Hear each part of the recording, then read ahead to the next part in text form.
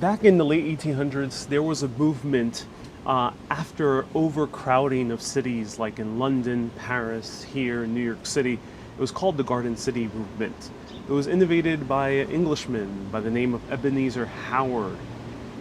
And this impacted a lot of unique neighborhoods in New York City, including Forest Hills, which we visited a few weeks ago, and also Jackson Heights, Queens. The good thing about these Garden City inspired neighborhoods is that the architecture is absolutely gorgeous. It's also a very pleasant area to walk around. So today we're going to wander around Jackson Heights, Queens in order to admire the architecture and also to have some great food, because beyond the beautiful architecture, this neighborhood is also known for some amazing, amazing food, including some pizza, including some momos, and maybe a few other treats we might encounter on the way. My first recommendation is Espresso 77, and I can't think of a better place to drink some good cold brew amongst beautiful architecture and garden-lined streets. I'm Ariel with Urbanist. Let's go.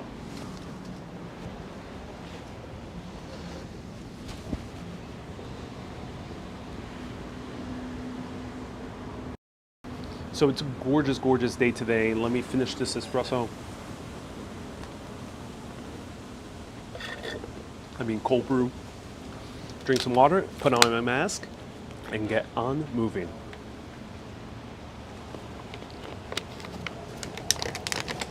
So let me know, have you been to Jackson Heights, Queens? Let me know in the comments. It's a neighborhood that locals are starting to visit, especially for the food, but still not quite on the top of the list for tourists quite yet. But maybe I'll change your mind if you're not a local and you're visiting New York City for the first time.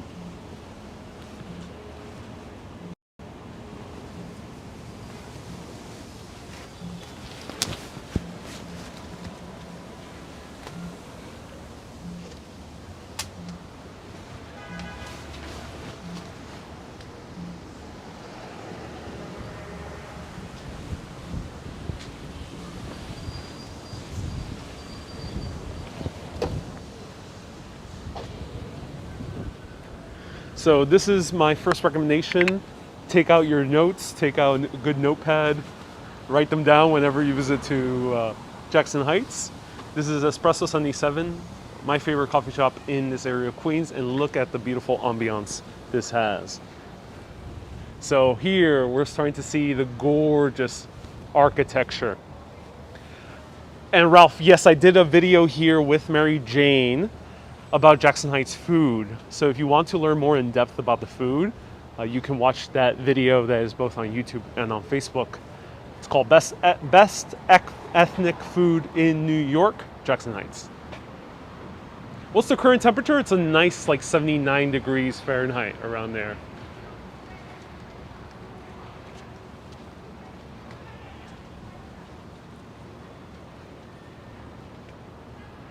Hello Danasia, hello Vaslav, hello Dwayne, hello Kay. Mark, my recent video on pizza got me ordering pizza last night. Oh, I'm glad it worked. And you're gonna see more pizza today. You're gonna see one of the best pizza places in all of Queens, a place that has been a favorite for decades. However, today is going to be pretty light on history. What we're gonna do is really take our sweet time in admiring this architecture. Because here in Jackson Heights, Queens, we have a mishmash of English, both Georgian, Tudor style, and also we're going to see some Roman influences, some Greek influences, some Parisian influences, all kind of coming together here in this historic neighborhood. Now, the historic district of Jackson Heights extends from around 69th Street all the way to about 91st Street. It's a huge historic district, which we're walking through right now. Hello, afternoon, not today. Dwayne, I love architecture, so this will be great. As I'm walking around, since we have a lot of people tuning in that love history, love architecture, let me know what building styles are you seeing as we're walking around. Hello, Laureen. Hello, Happy Chick. Hello, Susu.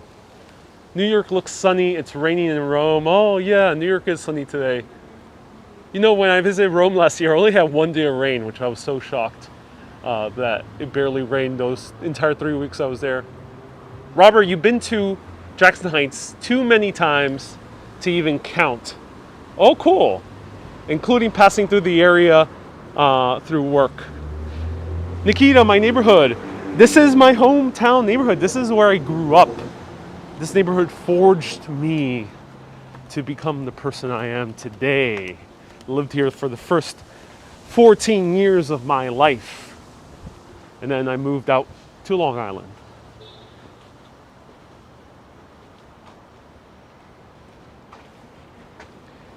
Hello, Jose, your friend lives on 79th Street. Oh, awesome. So we're starting at 77th and 37th Avenue, and we're walking a little bit further north.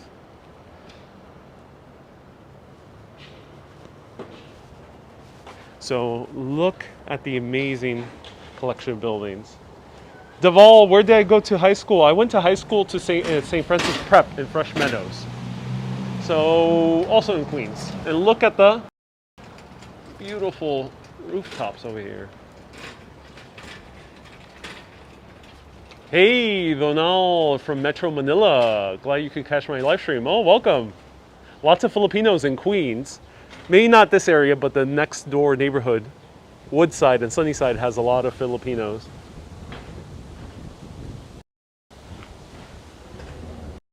So how did this all start as we're walking through? Well, for that we have to go back. Before this was ever Jackson Heights, this was called Train Meadows. The railroad yards were close by in Sunnyside, and they're still there, so maybe that's where it got its name. But how did it become Jackson Heights? Well, for that we have to go back to 1909. 1909, a man by the name of Edward MacDougall bought more than 300 acres of land under the Queensboro Cooperation in order to develop this for middle class and higher housing. New York City was starting to get very cramped and disease-ridden. There's also a lot of immense flood of immigration in the late 1800s. People were coming from the poorest areas of Ireland, Italy, and other parts of Europe. A lot of people did not want to live anymore in crowded Manhattan. Also suffering through some water issues and some issues with civil unrest. Thus, the middle class and higher classes of New York wanted to move to more peaceful places. This was happening also globally. New York wasn't alone. Cities like London were also suffering through overcrowding and disease. There was a huge cholera outbreak in London, which caused people to wake up and realize, wait, we gotta do something to heal our cities. Well, one man came to the rescue with a unique plan. His name was Ebenezer Howard. Ebenezer Howard had a new way of building cities. What if you combine the country with the urbanized environment? So he wanted to build cities in these kind of concentric circles. In the center, you have the city center, say like Manhattan, right? Or some other bigger city center in Queens. And then outside you have different circles of urban infrastructure. But all around in these middle areas is a lot of gardens and public parks. This was the ideal city structure for the future, according to Ebenezer Howard. And we learned about him as we walked through Forest Hills, Queens. Sunny Hills Gardens is also inspired by him, and countless neighborhoods all around England, including many of the neighborhoods that are on the outskirts of London. This was another plan of his, where there's a huge garden in the middle of this city. And even one of the big avenues is filled with gardens. So here we're starting to see more of the newer co-ops, because there's some new co-ops amongst the older ones. But we're going to see one of the biggest displays of the older co-ops as we go a few more blocks. Hello, Phil. I hope you're having a good day. Thank you so much, Phil. I hope you're having a good day too. They should make Queens part and Brooklyn part of Long Island, says CRH.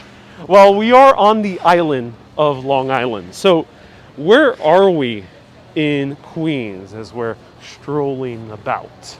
Well, let's take a look at our friend, the map.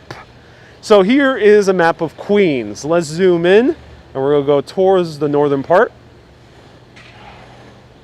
Right there in this green section, which is towards the northern part, in this green section is Jackson Heights.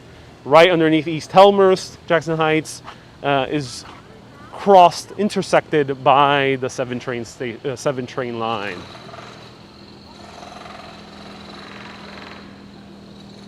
This is a fascinating history lesson. Yes, I'm glad you think so. Okay, so I'm going to take a peek at the garden. So the cool thing about Jackson Heights is that it has hidden gardens within all these co-ops. That was Edward McDougall's main plan in 1909 when he started building all these constructions. And here we see the very first photos, which I actually found, it was really hard to find these photos, and there was an article that posted them. This is how Jackson Heights started.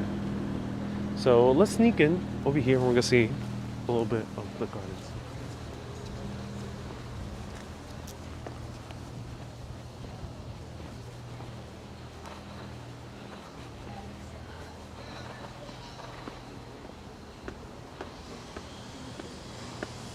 So here we're not seeing gardens. Okay, so with these newer constructions, they didn't actually put gardens. Now the interesting thing is, as opposed to Manhattan would take more space within its blocks. So the apartment buildings would be bulkier, and hence we wouldn't have that much kind of open space in the middle. At least I'm generalizing throughout a majority of Manhattan. Here it's different. They use less of a footprint of each block, but this is a newer construction, so we don't see any gardens. So we're going to continue walking, see if we can bump into some gardens. Brian, are we really live? Yes, I am really live right now, 1 p.m. every Wednesday and Saturday. And also on YouTube. People are watching me on both platforms. Ronald, how much are the apartments here? This is quickly becoming a very expensive neighborhood. It's going through what people call gentrification. Now, I don't want to get into anything about race or ethnicity. I'm talking about gentrification in purely economic sense. More middle class and higher middle class are moving in, displacing what used to be lower middle class or lower. For many decades, Jackson Heights went through a slump like most of New York City, and during the late 70s and 80s all the way to the early 90s, this was a very dangerous neighborhood, especially with a lot of Colombian cartel activity.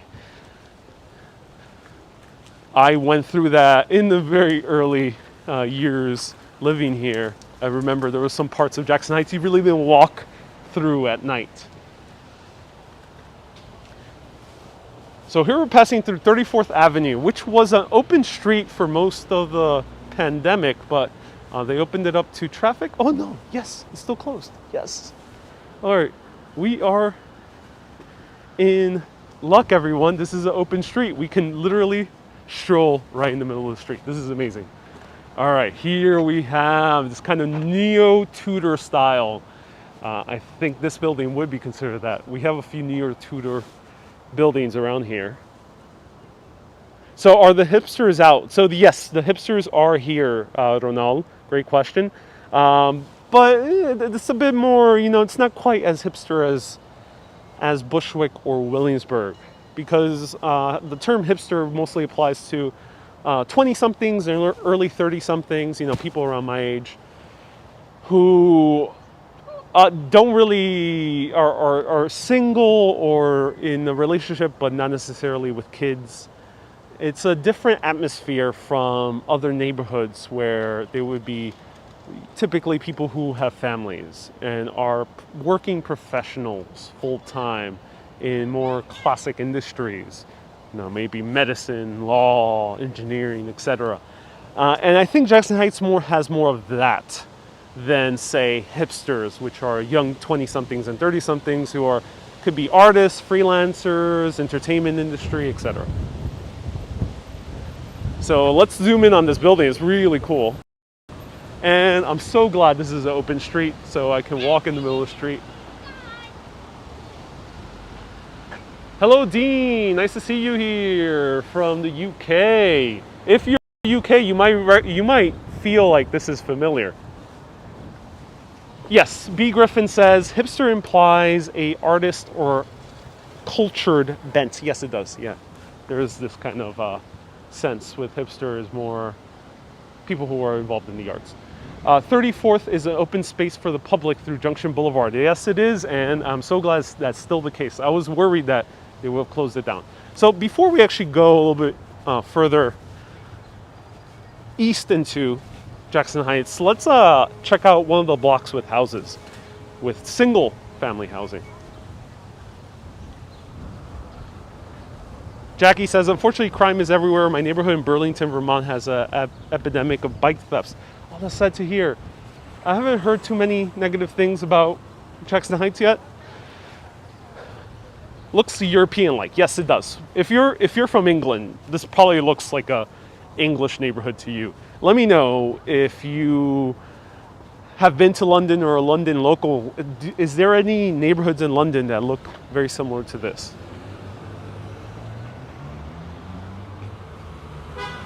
Phil, yes, the English garden cities like Wayland Garden City, Hampstead Gardens in London were built at the turn of the 19th century following the vision of Ebenezer Howard. Yep, that's correct.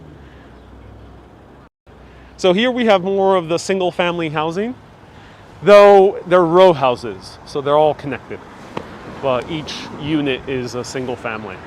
Sometimes, though, and we'll take a closer look, because even though they were originally built for single family, due to the state of this being a very urbanized neighborhood nowadays, they sometimes do split it into 2 or 3 apartments. So you might potentially have someone living in the basement, someone living the main floor, someone living in the top floor. Though I don't know the specific of this specific row houses.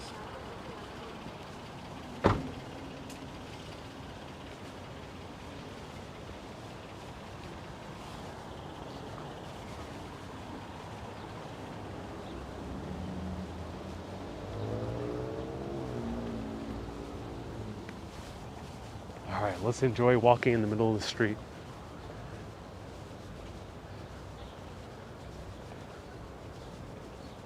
The green cabs, B. Griffin says, serve the auto boroughs. Yes, in case someone asks. Yeah, so a lot of people are wondering what the green cabs are. So these olive green cabs serve only the outer boroughs. You can take them to go into Manhattan, or you can take them from Manhattan to go into the outer boroughs, but they can't serve within Manhattan. The yellow taxis are only within Manhattan. They can take you anywhere in New York City, of course, and they can take you back to Manhattan, but they can't serve you within the outer borough. So you can't hail them in Jackson Heights and tell them to drop you off in Flushing. Only the olive green cabs could do that.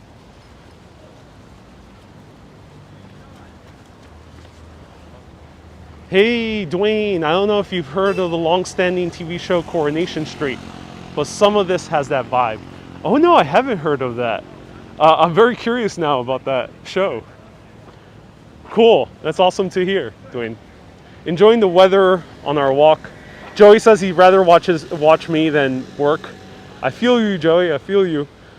When I used to work in the office, I loved watching YouTube videos during my job. So this park has been revitalized. I remember coming to this park and it looking very, very different from what it does today. So let's take a walk around.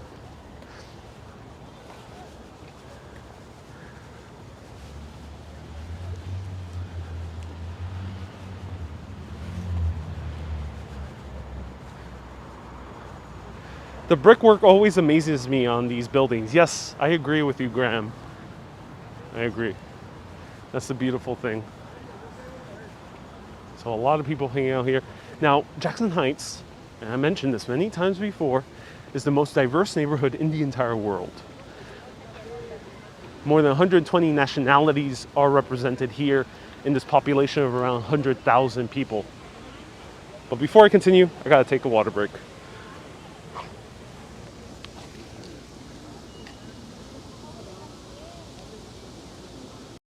So I don't know the name of this park, though it is on 78th Street, between 34th Avenue and Northern Boulevard. Yeah, that's the intersection.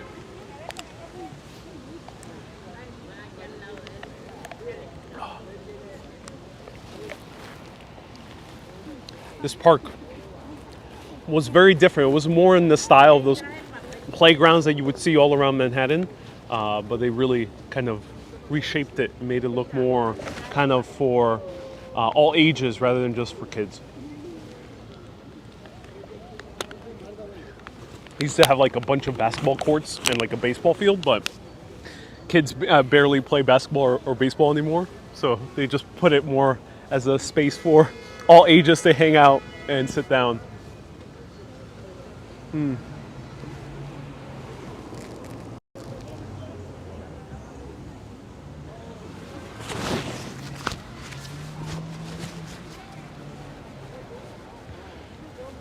So these are the handball courts, though they look a little bit weird.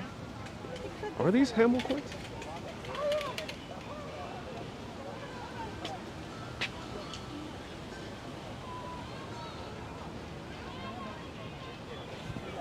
Teresa, have I ever lost my voice from talking to... it happened to me a few, like a month ago, when I did like a 4.5 hour video.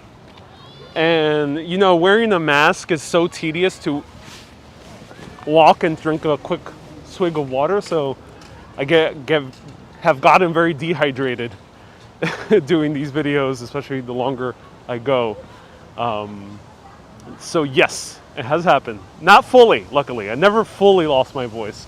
I just got in a little bit kind of too dehydrated. Oh, wow. This is amazing. So this street used to be just a normal street in Jackson Heights, but they closed it down and made it into more park space. And someone's filming seems like a documentary down there.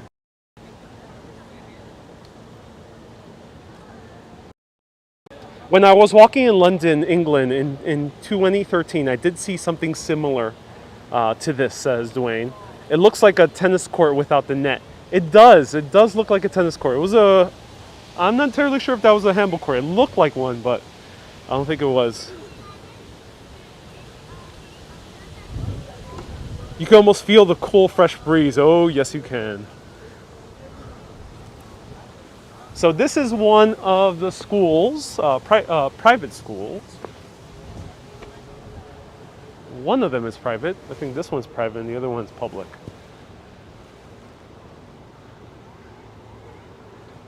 Ariel, your picture quality and clarity is great. Oh, I'm so glad you're enjoying it, Natasha. Thank you so much for tuning in. Hello, Milagrosa. Bienvenidos. Gracias por mirando. Barbel from Deutschland. Guten Tag.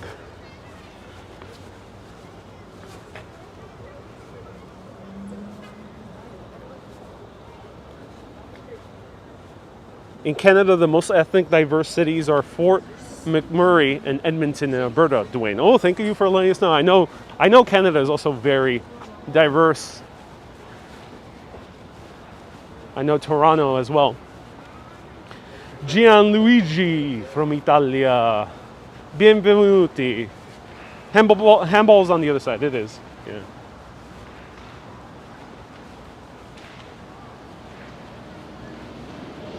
Some kids were using chalk to paint. I take this has must have been influenced by London or other European cities. It was specifically influenced by England. Ebenezer Howard was the man who innovated the Garden City movement, which directly influenced Edward McDougall, the original developer of this area. Here's Garden School. I'll show you Northern Boulevard. Robert says, thanks to Prism, right? Yes, thanks to Prism Live Studio. The app is amazing for live streaming in high quality.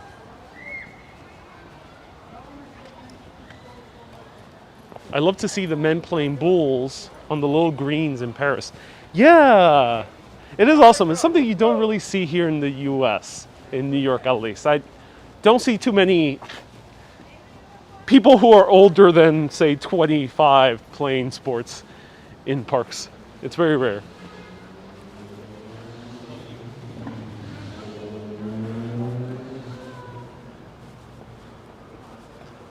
Diana, you're enjoying my video while having lunch. Oh, so glad, Diana. That's so awesome. Hello, Gian. How many different countries do you have followers in, Ariel? I think all around the world, though the majority of my followers are from the US, UK, Argentina, and on YouTube I have Philippines. So those are the top 4. But I have people watching from all around the world.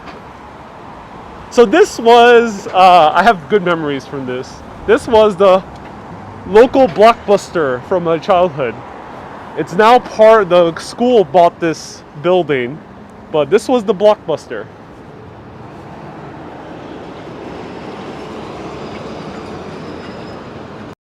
So if you are aware of American history, some like recent American history, Blockbuster was the main chain for video rentals. And you could tell when they were Blockbuster shops. They had this kind of window display. They had all similar unique vibe to it. But the cool thing about here is, I mentioned September 11th broadcast that I drove down Northern Boulevard, was picked up by my dad that terrible day. And in the distance, I saw the New York City skyline. Not to really bring up too much tragedy, but there's also beautiful views of the skyline. Let me show it to you.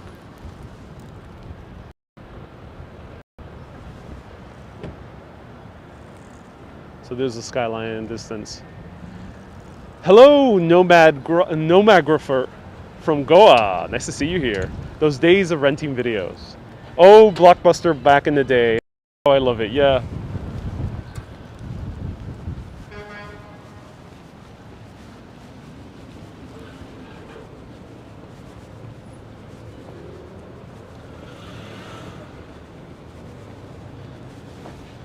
Hello from Flint, Kevin. Nice to see you here. Thank you for tuning in from Michigan.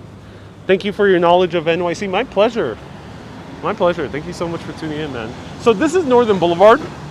Now, Northern Boulevard is the longest street in all of New York City. It extends all the way to the very tip of the island of Long Island. So this road, you can take it all the way from Long Island City all the way to Point Orient in Long Island. And I'll show you how big that is. So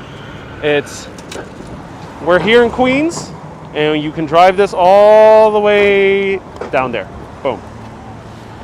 We're all on the island of Long Island, so that's a massive road.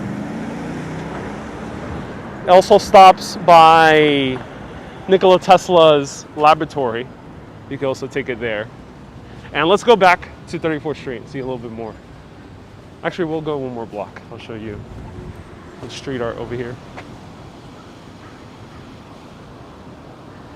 Julio, you say you prefer Blockbuster than to find a video. Now people stream videos from the comfy of their homes, especially if you have Wi-Fi. Yeah, indeed. How many kilometers? Ooh, I don't know in kilometers. It's called the North N25. If anyone knows the distance of the N25, aka Northern Boulevard, let me know in the comments. I think it's around 25 miles or more. Or more, yeah, it has to be more than that. More than 25 miles, 100 something miles.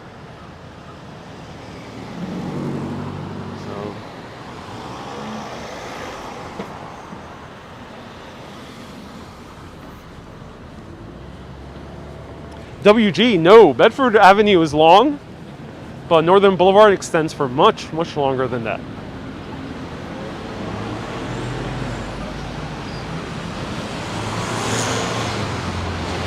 So here's the public school, IS 145. IS means intermediate school or secondary, not secondary school, but junior high school, which is 6th grade to 8th grade.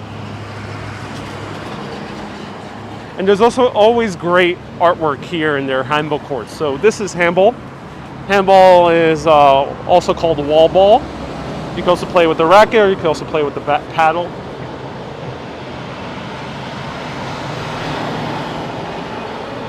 It's a middle school. Thank you for clarifying. Middle school. And here, this artwork has been around for at least 15 years. It shows Spider-Man picking up the 7 train with the skyline in the distance. And it says, Queens is the future. Roseanne, you went to Blessed Sacrament Elementary School. Well, me too. Me too. We're definitely going to pass by Blessed Sacrament.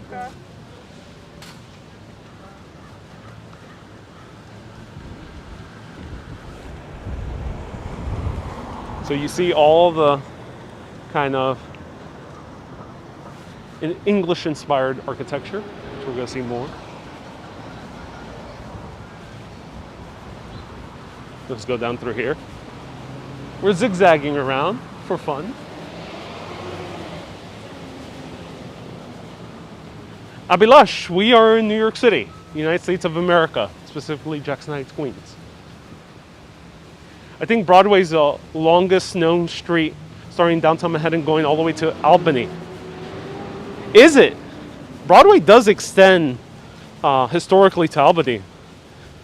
That's a good one, Robert. Yes. Then if Broadway does still extend all the way to Albany currently, then it will have Northern Boulevard beat. So if anyone knows, let me know in the comments. 73 miles is Northern Boulevard. Thank you for letting us know. You missed the community fridge. Yeah, I think I did.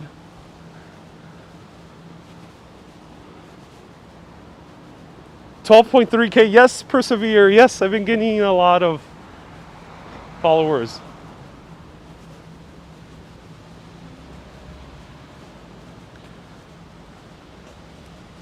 So here we can really get a peek of the gardens.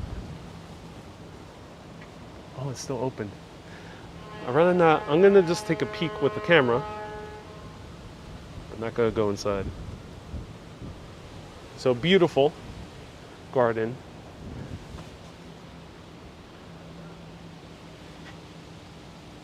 So see, these buildings don't take the entire footprint.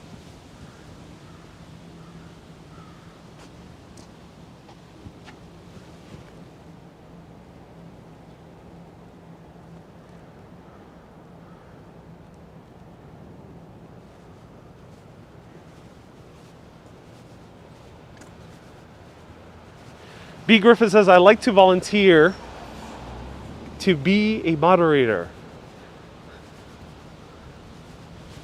B. Griffin, DM me on Instagram. B. Griffin. Urbanist Live is my Instagram. Send me a DM.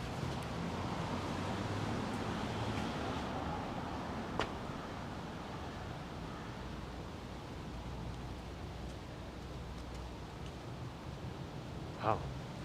I just love this. I wish I can go in, though. If I had a friend who lived inside here, then that would be awesome.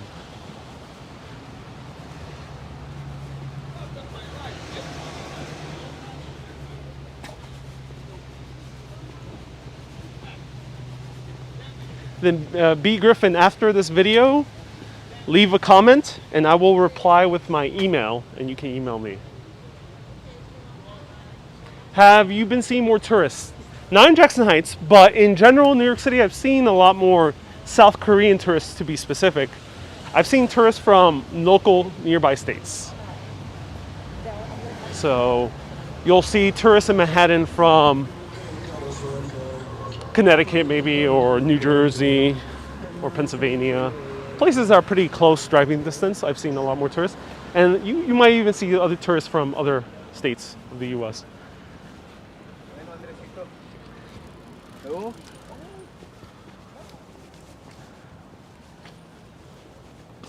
He looked friendly, says Rich.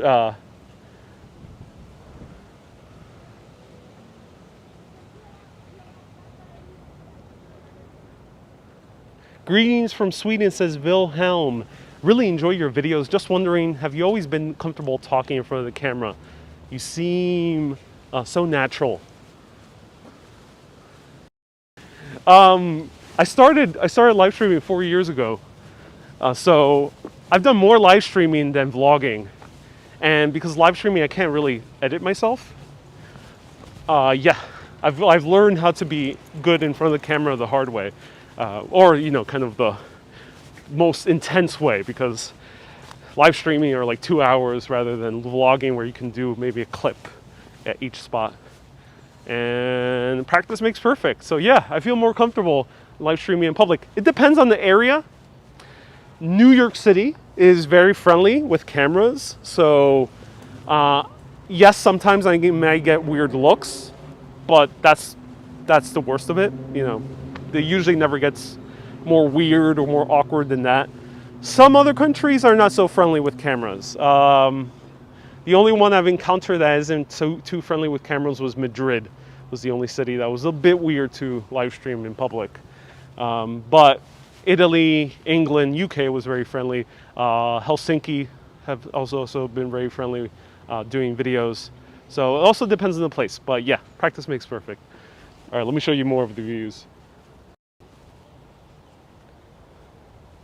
Sean says lemon shirt. Yes, today I'm wearing the lemon shirt. You know, it's a good day for weather. And look at those amazing gardens. So this is 80th Street. Ooh. So these are the towers. Oh, okay. So we passed by it. Okay. These were built in 1924. And it was another project of Edward McDougall. And the interesting thing about this building is that it takes place, it's called the Towers, and it has a very tiny little footprint on the actual plot of land.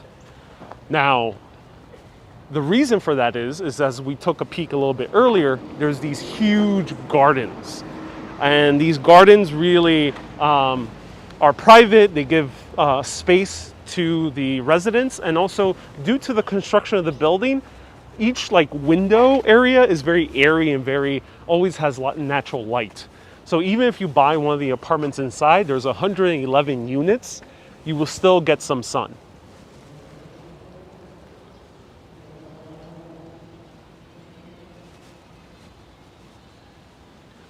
So let's take a look the other way around. These are called the Towers. And these are among the ritziest of Edward McDougall's constructions. He was building on behalf of the Queensboro Corporation. Now, a lot of these buildings are cooperative buildings, meaning that everyone who buys an apartment or rents an apartment chips in for the amenities and all the other maintenance of the entire building itself. Probably a little bit more nuanced explanation of it. So if anyone knows a little bit more details of Garden City construction, let me know. I mean, of co-ops. Now, unfortunately, these were built in 1924. And what happened just a few years later, 1929? The stock market crashed. And with the crash in the stock market, this building really did not become profitable. A lot of the units were empty for years, and thus the units had to be split. They were originally luxury units, so they had maybe upwards of 3 to 4 or 5 rooms. However, these units were split into 2, thus they could be more affordable to the middle classes during the Great Depression. And again, here's more. B clarifies, thank you B for giving us a little bit extra information. In co-ops, you own a share of the entire complex. In condominium, you own the interior of your unit and share of the exterior / grounds. Indeed you do. Indeed you do. Andreas, thank you so much for the stars. Deborah, thank you so much for the stars. And I live in one of these. Bernard, you live in one of these. Oh, cool. In the co-op building. That's awesome. Your videos are so well filmed and informative, says the Jordan Show. Oh, thank you, Jordan. And $308,100 for one bedroom. Wow, Kenyon. Thank you for letting us know the price.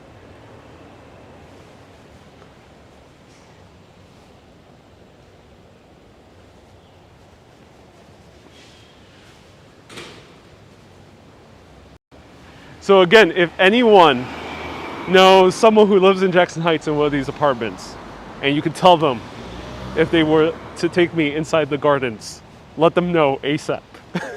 I'll be live for about like 1 more hour or a little bit more. So let them know ASAP.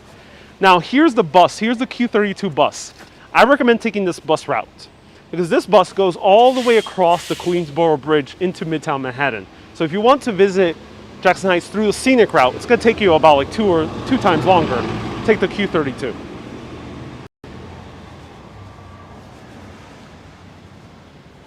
And look at this gorgeous church. Wow. Sandra, thank you so much for the stars.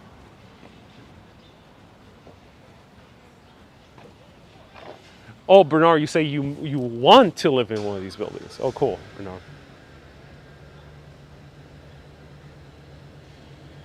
And Mark says, wow, I would need a 4th job to afford that. A $308,000 apartment that's only 1 bedroom. That's quite expensive.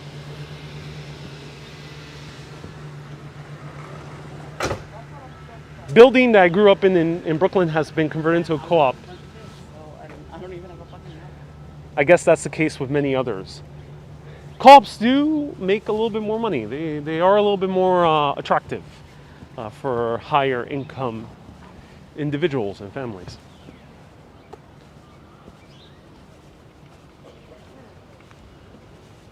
Every bus here are modern. The buses are getting a little bit old. They're about maybe 10, maybe 20 years old. A lot of them. A few of them are modernizing.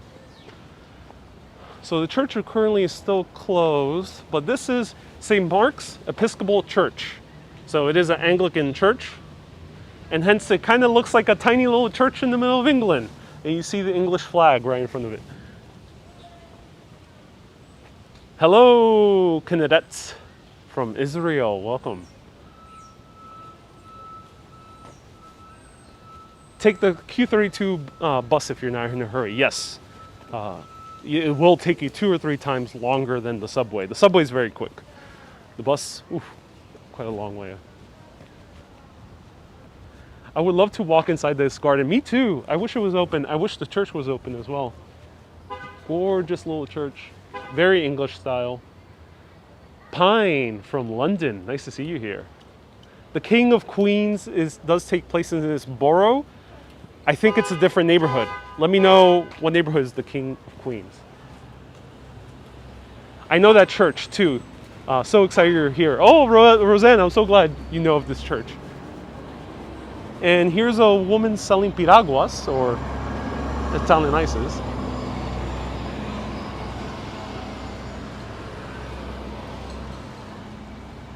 Domingo, am I on 34th Avenue? Yes, I am on 34th Ave. Admiring this church. Oh, look at this. Wow. Let's see if we can take somehow a peek inside the church. Is it possible?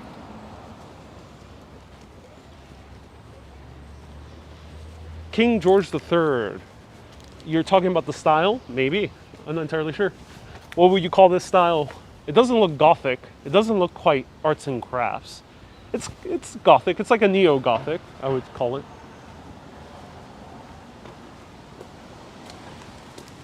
So they're fixing this church, so we can't really see inside.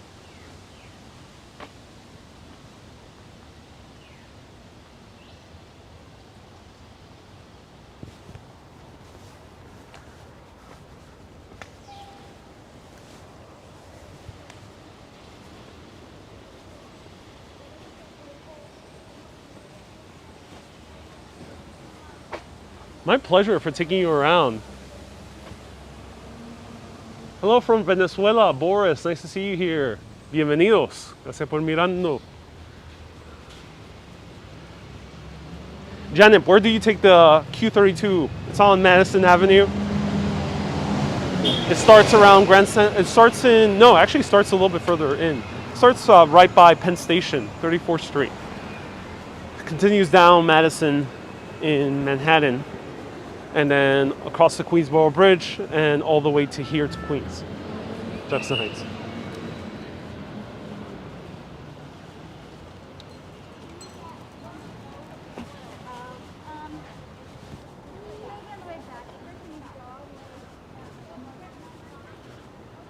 Elisa, yes, they were influenced by Europe. Okay, one more water break.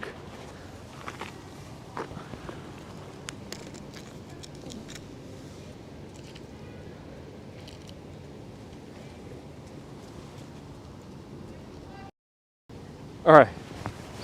So yeah, they were influenced by Europe. Ah. Camera did not balance. All right. Uh-oh. Camera's not cooperating with me. It's not balancing on this curb. New York City has to build more benches. It would be so nice if New York City really adds benches. Okay, thank you so much for the counter. 135 people watching on YouTube. Welcome everyone. Nice to see you here. And welcome. Expensive to live here in Queens. Yes and no. If you're in a family, it will probably be affordable. If you have two big incomes, sometimes, because you have a lot of, and I'm generalizing of course, you have a lot of Indian families, you have Pakistanis, Bangladeshi, you have South Americans. They tend to live in larger families, sometimes extended families. So I had friends who had uncles and aunts that lived with them, and hence they not only have two incomes, but sometimes they have three or four, or sometimes the kids, once they cross, 20 years old or so, ends up having 5 incomes. And that's how they can afford a lot of these houses. So they all pitch in. It's a lot of extended families living in this area due to its demographics. So yeah. Is it affordable for someone on their own or a newlywed couple? Probably not. Well, it depends on the income you're making.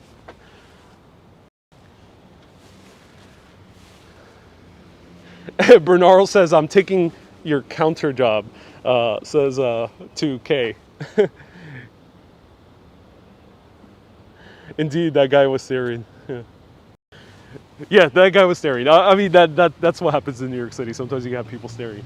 That's the worst. I mean, that's usually the most awkward you will ever get. And I don't even care at this point.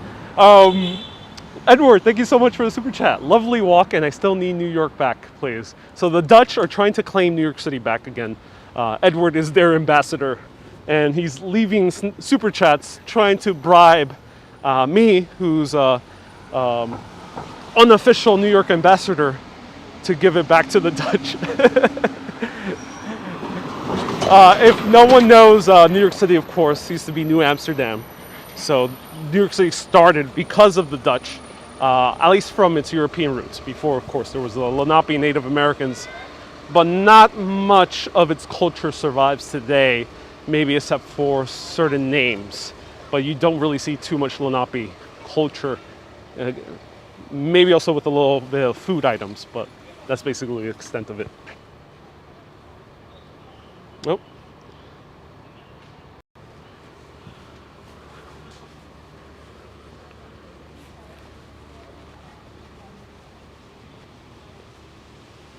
What musical festivals happen in Queens? Ooh, I don't know. I assume a few of them. There's a Colombian festival that happens in Flushing Meadow Park. Nomadographer sends 39 rubies. Thank you. Thank you so much for the 39 rupees. I appreciate it. And is it mandatory to wear a mask on the street? Not mandatory by law. So you won't get a fine, you won't get a ticket, you won't get a misdemeanor. It is just mandated or encouraged. They're just asking residents to put on the mask. And it is very highly encouraged here in New York City. So there's signs everywhere, and it's been all around the news. And if you're kind of wondering, if you're watching this for the first time and wondering, what's the point of this video? Well, the point of this video is to explore. So we don't try to pay attention to the maps or to the directions. You can watch my friend's videos, Action Kid. He does videos where he walks through the neighborhoods and provides specific directions as to where he walks, if you want to orient yourself when walking through here. But for these videos, just kind of ditch the maps, forget the directions, and just kind of take in the ambiance, because you'll capture something different from these videos, that when you come here, you'll be like, oh, that looks familiar. Ooh, I might go there. Ooh, that looks interesting. And we got another $5 super chat. Oh, nice, amazing. Diana says, thank you for the tour. I have to go back to work. Thank you so much for watching, Diana. Hope you enjoy your work. All right, let's continue.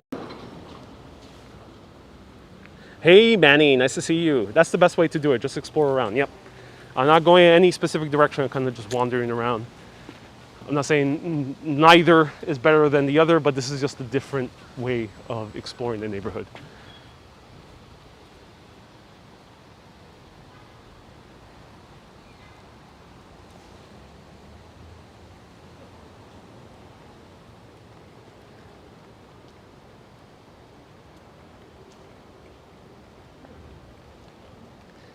Exploring possibilities are endless. I love how your videos show the real neighborhood.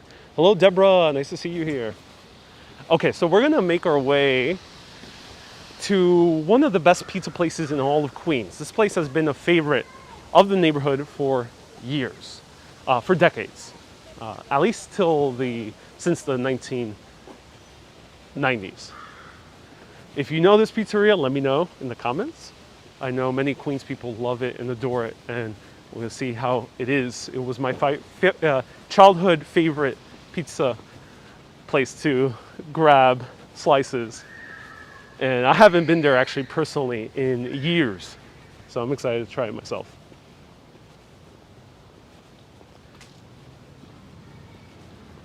Hey, Robert, no worries. Thank you so much for tuning in. Beautiful day to wander, it really is.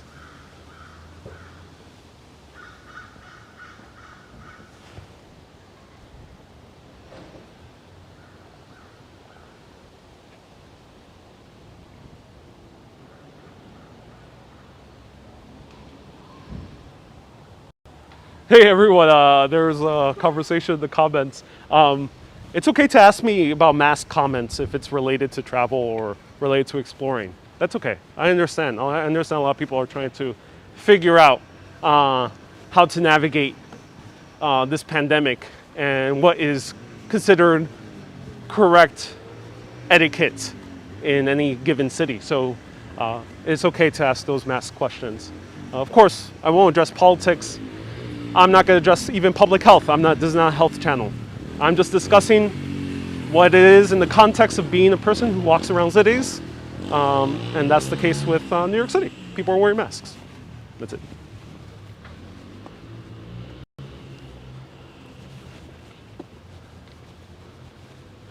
So here we have a slightly different architectural style.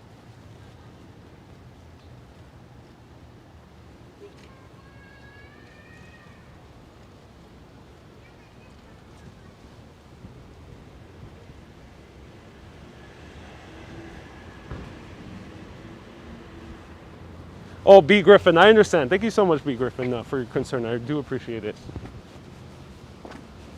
I appreciate people curious. That's okay.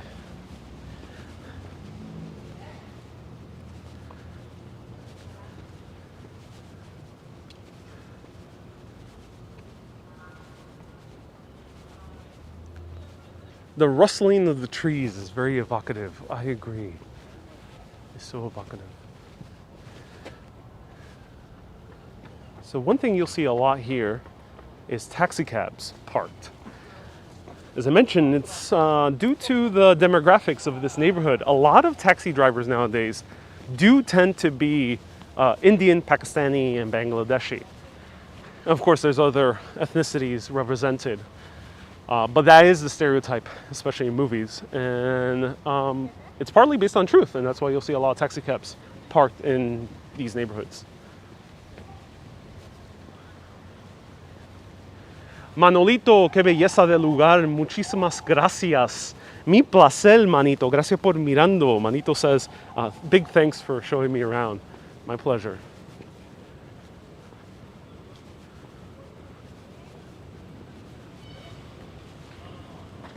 Junction Boulevard was the shopping area. Yes, it is. We might briefly pass through Junction Boulevard. Hey Ariel, have you done any Halloween videos? Oh, yes, I have, Anna. I've done, each year for the past 4 years, I've done videos. I've done a few Halloween videos. You can find maybe 20 of them. So go on Facebook, search Urbanist Halloween. You'll see the parade. You'll see a few haunted houses. There's a few other ghost stories as well. And here we have the turrets right there. So some of these apartments had penthouse apartments, which are larger, like this one over here, right at the sun. Katra from Germany, welcome. Is that street closed to traffic? Yes, it is, Kenyon. Yes, it is. It's called an open street, which is a new initiative by the New York City government in order to provide bigger walking spaces for pedestrians and cyclists. Though, this was an initiative highly expanded during the pandemic because it was hard to social distance during the height of the pandemic in these crowded streets of New York. And I really enjoy them.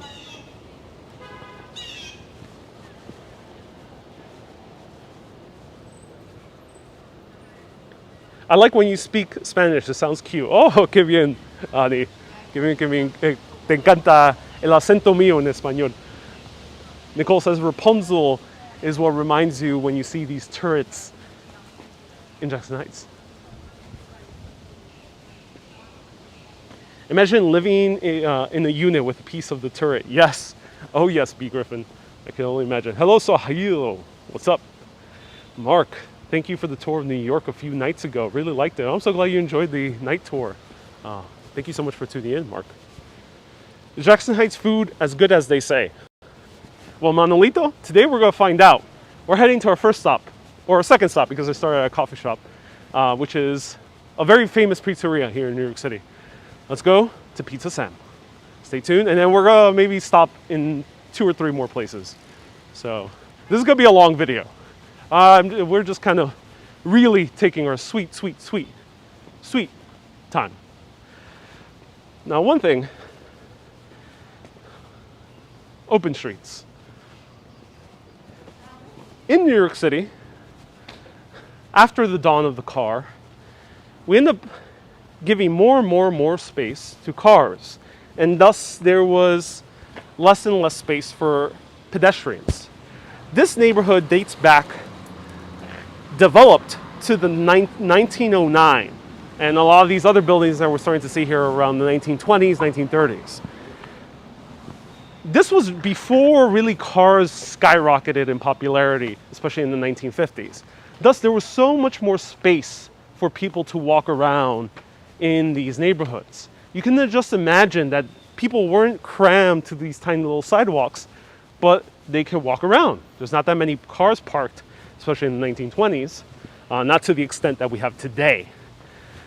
Thus, in cities, we have kind of given too much space to vehicles. Because in the 1950s, all the way through the 21st century, we have given car supremacy, thinking that the car is the optimal way to live. But now we're starting to see that is not quite the case. The car greatly limits our livability, greatly limits our pleasure of walking around, of bumping into new small businesses, of meeting friends or meeting people on the street, bumping into people you know. And I think these open streets are starting to kind of experiment with a future New York City that might be less car-centric and more people-centric.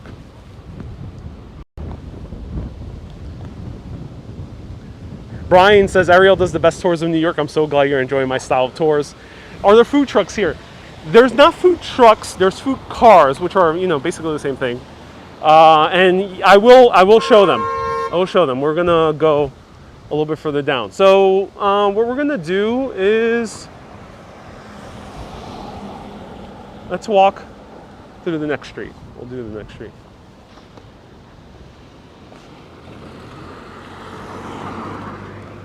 Spending time with nature. Oh yes, you can spend time with nature. People-centric is the way to go. I agree. I 100% agree.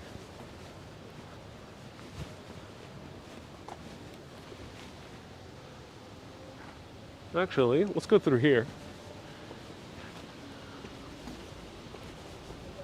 Let me know what you think. Do you prefer using a car, or will you ideally live in the city where you can walk anywhere? It might not always be the case in the entire city. Of course, there's outskirts in New York City, in London, in Paris, where cars do become a little bit necessary. But would you live in a neighborhood where there's walkability, like Jackson Heights, or it could be Soho in Manhattan, or Soho in London? Or would you rather live in a suburban neighborhood where you have to take a car? Let me know. So here are the single family housing, and even the single family housing has space in the back. I'll zoom in right there. So most of New York City doesn't have alleyways, but in Queens there's a few more. An electric scooter would be an interesting option. Indeed, but in a way, electric scooter, the fact that you need to park it, the fact that you need to carry it, limits the explorability of wandering into new restaurants or new places casually. There's a bigger commitment when you stop while riding an electric scooter.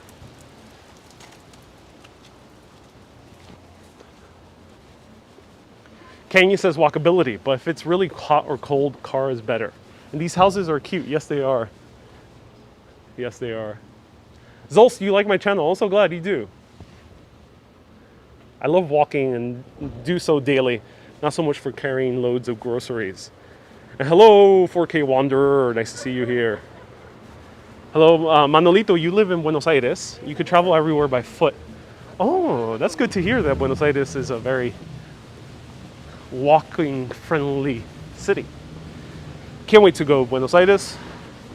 Try some parrillada and dance some tango. Here's some tango. Ooh. Okay, everyone. Now, as far as I know, this area is public. Who wants to go behind and see the alleyways of these streets? Let me know in the comments. Press that like button. Let me know in the comments.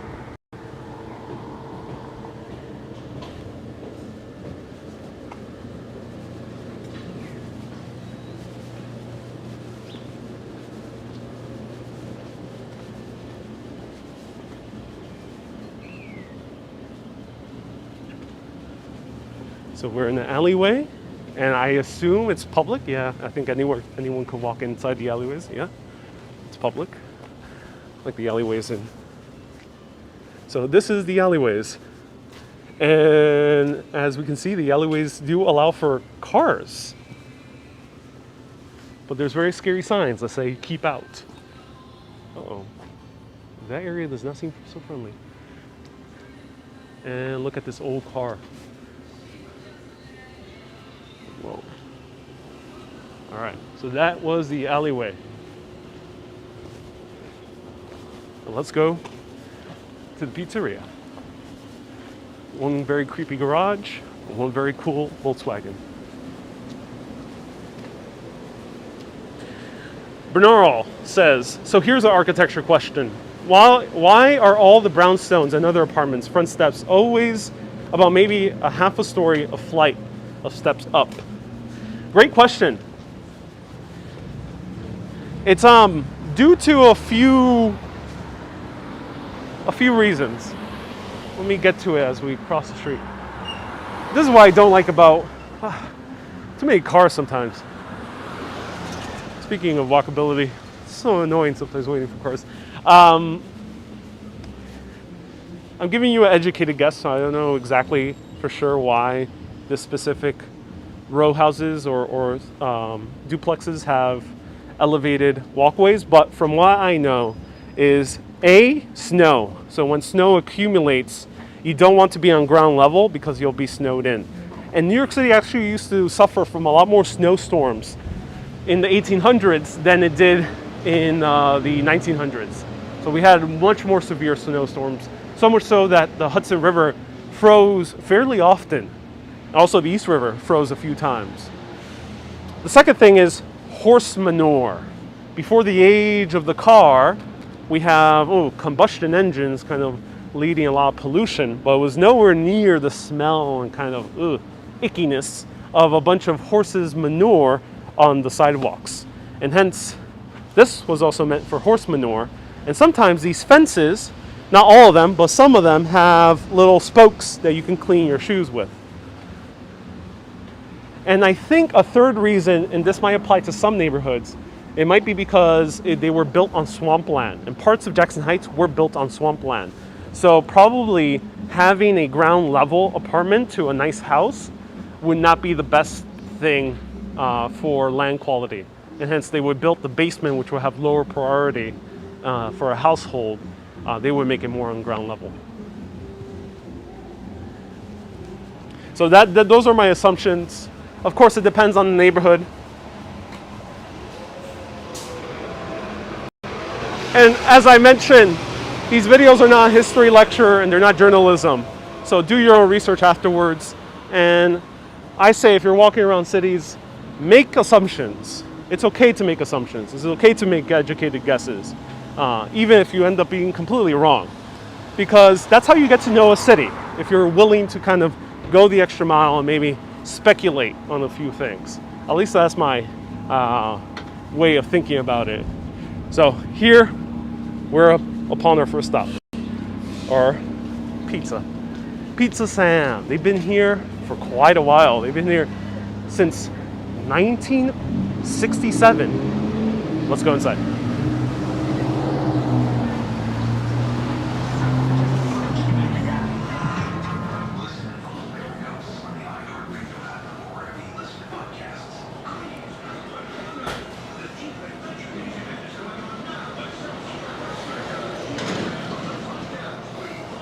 Smells so great.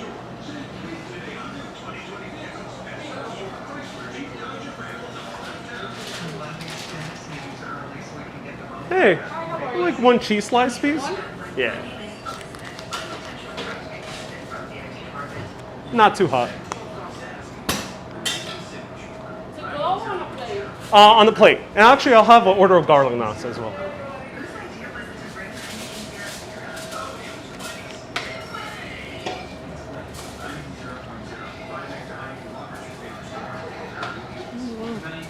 Thanks again. I'm going to take you home. All right, man.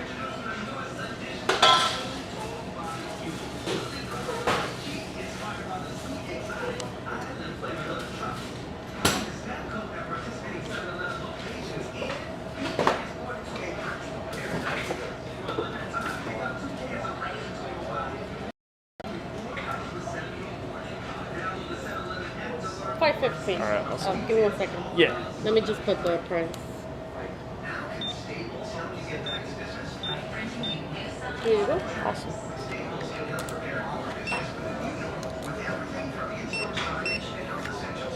You need a copy? Yes, please. Yeah, over here. It's time for me here. Yeah, sure thing.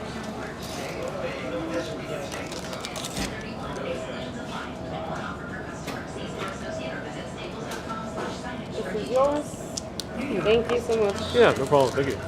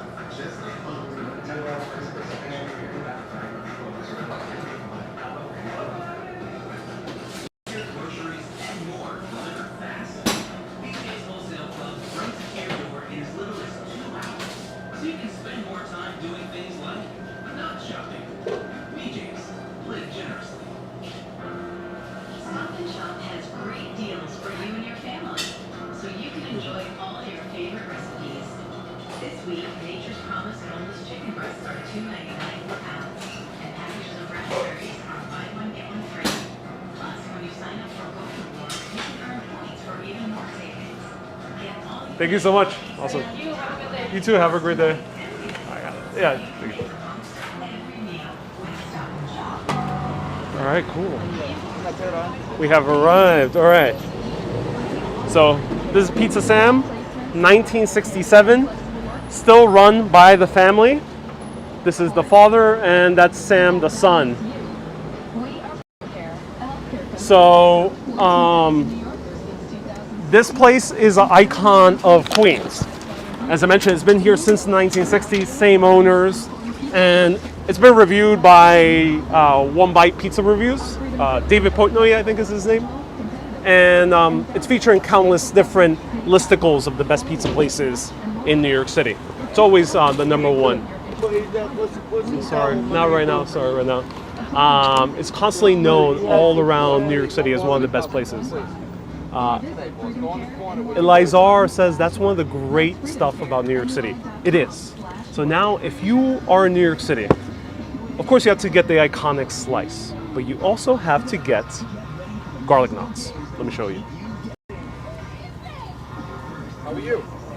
Hey, how's it going? Nick sent you out here? Nick? No. I run my own show. It's called Urbanist. What is it called? Urbanist. Okay. Yeah, I explore cities all around the world. Really? Yeah. Wow. Yeah, but What can we do to work together? what? What can we do to work together? Repeat that? What can we do to work together so you can get me online here? Oh, of course. Are you the owner? I am the owner. Oh, so you're Sam. I'm not Sam. Not Sam, okay. I'm one of the owners. Well, okay, awesome. I'm a Jackson Heights native, so I've been eating here since I was a little kid. Really? Yeah. That's great. I went to high school here. I went to McClancy. Oh, you went to McClancy? Oh, cool. I lived right by McClancy. Where'd you go to school? I went to St. Francis Prep, but Okay. before I went to Blessed My Sacrament. daughter's going to prep.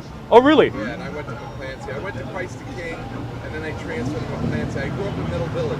Mill Village. Oh, cool. And then, but I went here to high school for 4 years. Oh, you did? Oh, cool. Yeah. Awesome. And when did you start working here in Pizza Sam? I kind of just took the place over. I've been a family friend. My father and I took over everything. Oh, wonderful. Yeah. Sam's Yeah. still floating around, but we're kind of running everything. I assume you guys still use the same recipes. Everything. Yeah. I mean, you guys are known as one of the best in Queens, still to this day. I kept all the staff. Everybody's the same. Oh, very cool. I actually Awesome. upped the ingredients because we Yeah. were using always good stuff, but I went up to another level now. Interesting. You'll see a big difference. Okay, I can't wait to try it. Please. Yeah. Anything you can do. Maybe we can work out a deal together where Yeah. we could get. I have an internet guy that's doing all my social media, but I'm not adverse to chat with somebody else. If you want to take my number and call me, Of course, yeah, write it down. you want to put it into yourself.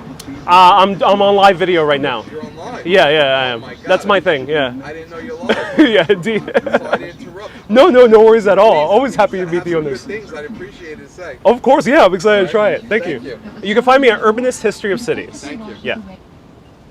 All right, so here it is. Moisturizing cream for gentle clean and soft, nourished skin. Switch to Dove and Okay. get more from your beauty bar. Let's try it out.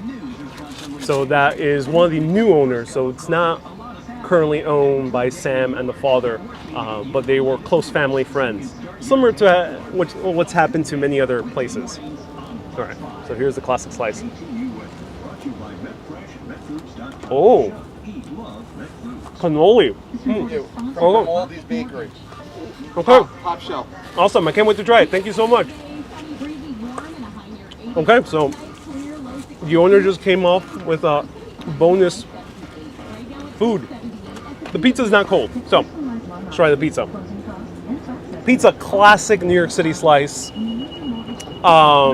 The great thing about Sam's is that they're very saucy pizza, and what I like about them.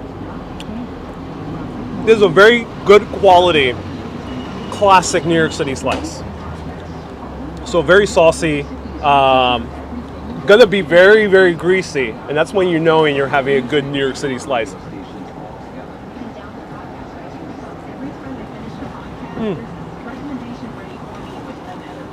Wow. Grande cheese. Grande cheese. Best cheese. Best cheese, grande cheese. Okay, grande cheese. Oh wow, this is bringing me back right to my childhood. It's just absolutely wonderful eating this pizza again. I used to love going to Blockbuster, which I pointed out earlier, and of course buying this pizza afterwards. Oh. So, now, I mentioned, Dawa, thank you so much. It's a pizza mukbang, yes. How much weight have you gained since starting this live stream food show? I haven't. I walk so much, so I don't really gain weight. And video and audio is out of sync. It is? I hope not. Refresh your page. Let me know if everyone's able to see me. So here is the classic garlic knots. Now, if you're in New York City, this is a New York City staple. You gotta get yourself some garlic knots. If you're not opposed to bread, if you're not opposed to a lot of butter and garlic, maybe not eat it on the date, but otherwise, if you're hanging out with friends or grabbing a slice by yourself, try some garlic knots. This is something you'll find in New York City spots all around. So let's try it out.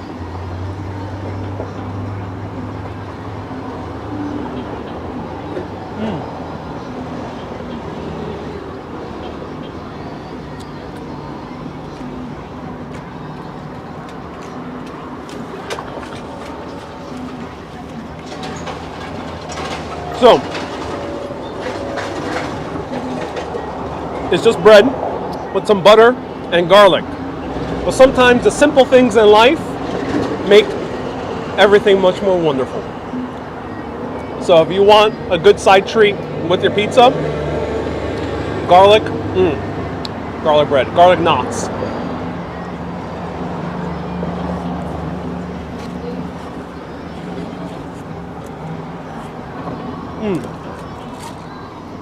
And they're in the form of a knot, hence the name. So let me have one more slice of the pizza, and then let me try this cake before we keep walking around. Let me know if you have any pizza questions.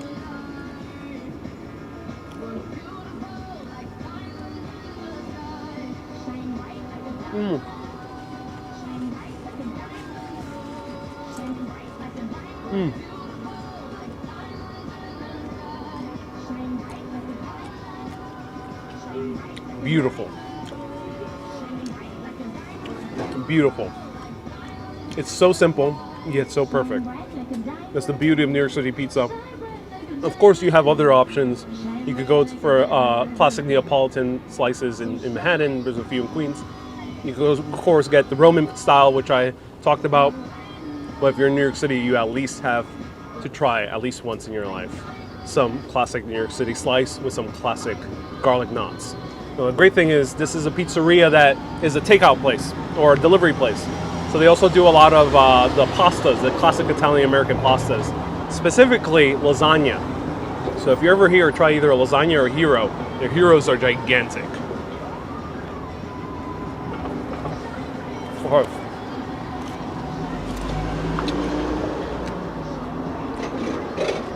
I don't want to get too full, so I'm going to take just one more bite, because I want to show you more food here as we walk around and see more of the beautiful architecture.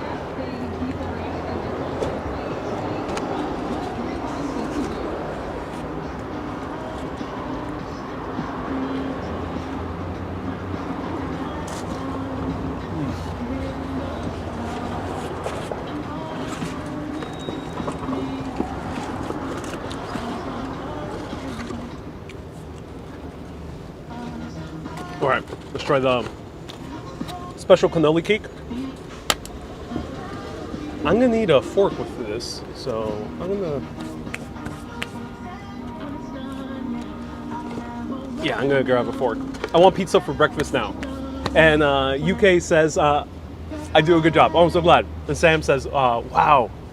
Wow, indeed. I'm gonna grab a fork. Be right back.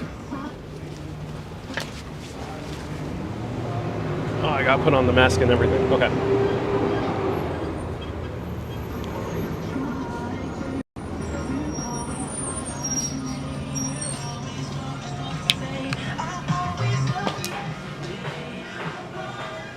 Can I have a fork, please? Yeah. Awesome, thank you. And great pizza. Oh, thank you.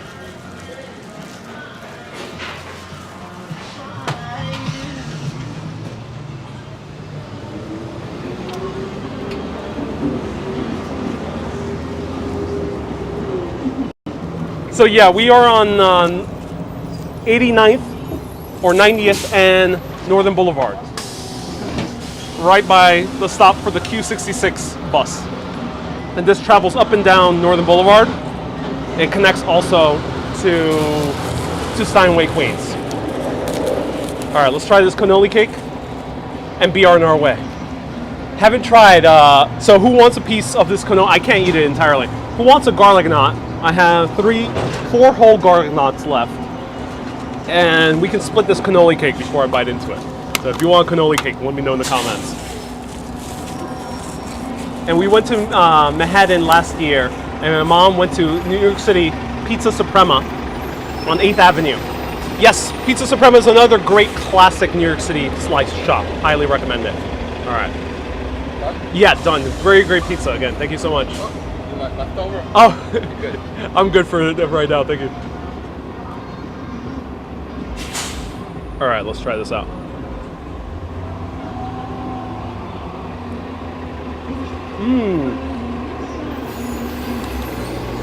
So, very interesting cake. The middle, it tastes like a cannoli in the sense that it has a little orange zest to it. Very light orange zest. It has those chocolate chips that you might see in more Italian-American cannolis. Not cannolo, because we're in America. It's cannoli here in America. And that classic cream that you see in American cannolis. Really good. It's good. It almost tastes like a parfait, in my opinion. Yeah, I'm gonna have one more bite.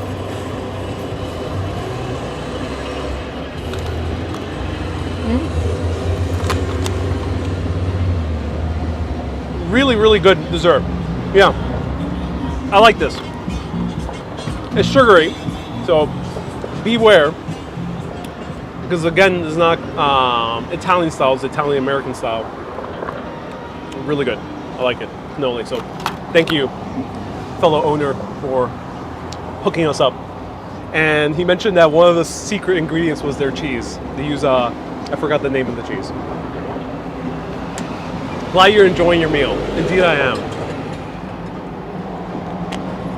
Joe, you love my last pizza video. I'm so glad you do, Joe.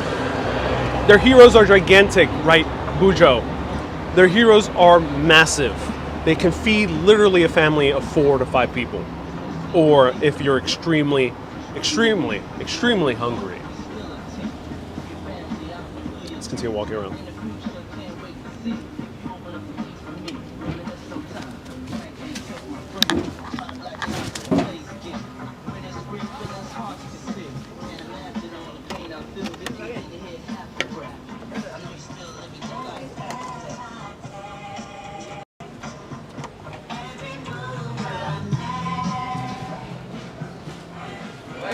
Amazing cake. I got a question for you. Yeah, of course, yeah.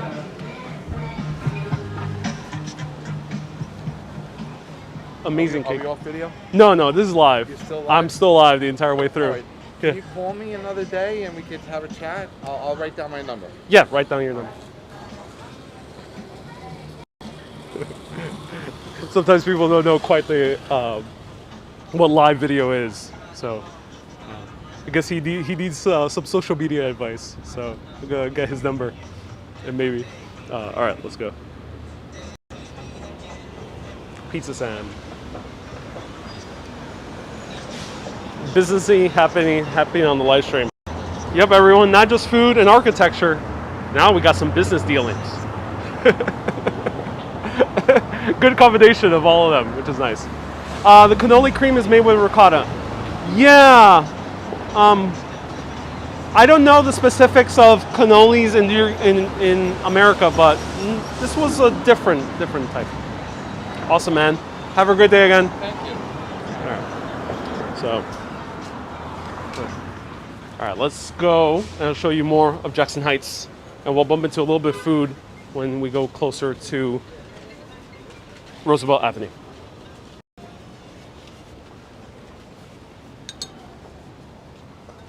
99-cent store. Judith, hello. Pizza Collective look more appetizing. Tosio, yes, they're different. To be honest, I would eat Pizza Collective way more often because it is a healthier option and a little bit more, a lot more attention to the bread. However, I do enjoy this New York City style. Of course, it's like great junk food. Let's be straightforward. New York City style is junk food. It's like Cheetos versus fried potatoes, right? It's like Frito-Lays versus a nice fried potato dish that you might have at a French restaurant. That's the difference. They're both pizza. Roman style is a great pizza. New York style is a great pizza. But New York style is like Frito-Lays. It's junk food. It's very greasy. It's very heavy. If I finish that meal today, right now, I would feel very sluggish. I didn't finish it, luckily, so I'm not feeling sluggish. Roman style, a little bit more elevated, costs a little bit more expensive. Bread has a much more attention and also better quality ingredients. Doesn't make it a better pizza overall, it just makes it a different pizza for a different dining experience. That's how I think about it.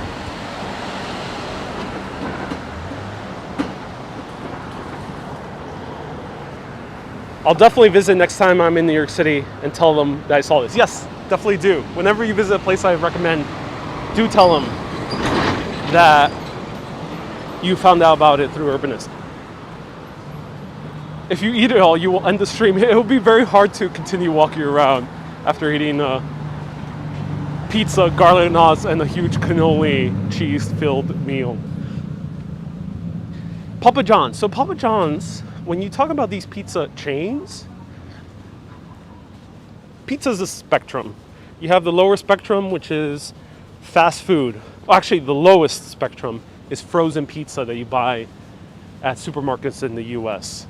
That's the lowest of the low, I think, in terms of junk food. So junk food is the lower spectrum, frozen pizza. Then you have fast food pizza, Pizza Hut, Domino's, Papa John's, Little Caesars. Then you have pizza places, New York City style pizza places. They're all around the world, especially in America. They're all around America. That's right in the middle. Then you have something a little bit more elevated, more fresh. You have elevated New York style pizza. Those are like places like the Fara in Brooklyn.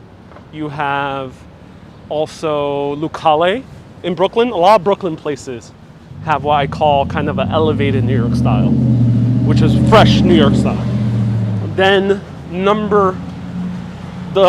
above that, then you have Naples and Roman style, which it's just a fact. Almost always Naples and Roman style has a lot more attention to bread than any type of New York style. Grimaldi is an elevated New York style, so I would put it pretty up there. This one is a classic New York City style. The stuff you'll find all around America, pizza shops, really great food. But something would I eat every day? No. I might eat Roman style a little bit more often than I would eat New York style. But of course, you do you, always. This is how I make sense of the difference in pizza, because a lot of people sometimes think all pizza is created equal. But no, I think I can cross. Yep. Learning so much about pizza, I'm so glad. The cop is parked in front of the hydrant. He is. So this used to be my classic handball court with friends. Let's step on. I wish I had a handball with me so I can demonstrate what handball is. But here's a classic handball court. They're all around New York City. Handball is played in just very few cities. New York, Boston has a few. I think Chicago has a few courts. And also in Ireland has a handball culture. Basically nowhere else. We're not talking about European handball, which is like soccer, but you use your hands. No, this is like racquetball, but without a racket, you're using your hands. And you're playing with a bigger, bouncier ball.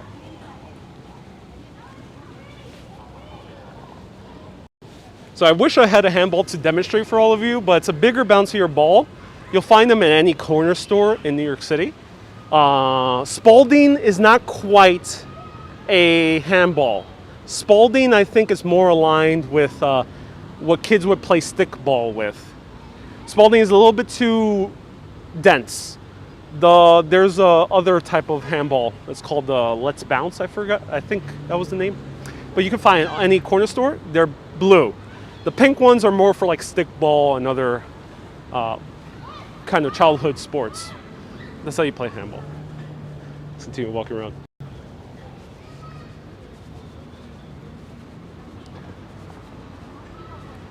Kev says Ireland. Yes, Ireland has made it into my broadcast. Good Ireland mention. Spalding. Oh, thank you for clarifying. Spalding is the name of that brand. Yeah, Spalding makes a different type of handballs. Or they're not handballs, but they're like for stickball. Right, Ariel, you know your stuff. Indeed I do. Indeed I do.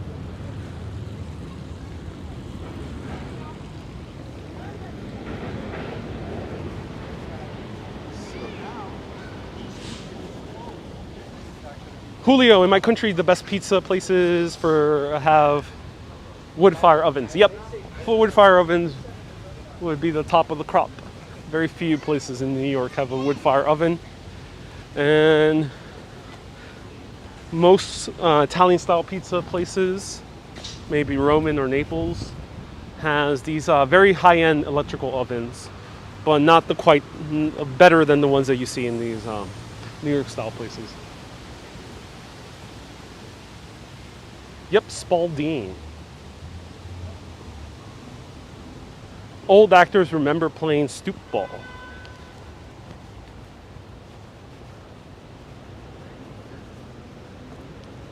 Sarah from Liverpool, welcome.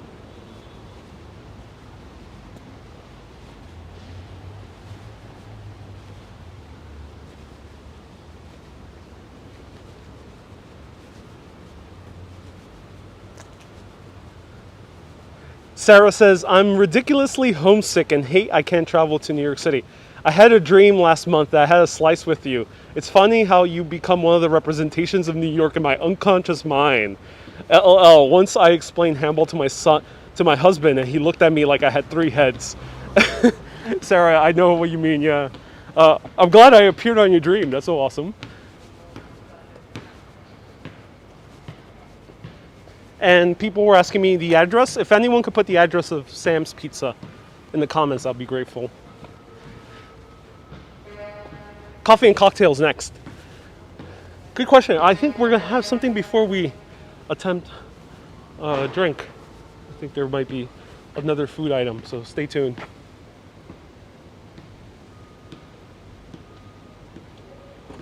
So here's one of the public schools.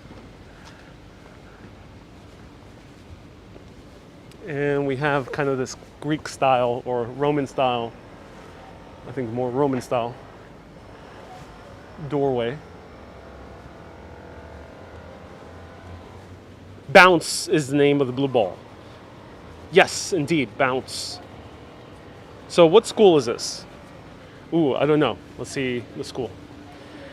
B, thank you so much for leaving the address in the comments. So if you're on YouTube, B Griffin, just put in the address. Thank you everyone for putting in additional information on addresses or clarifications on things that we mentioned in the comments, both on YouTube and Facebook. So thank you.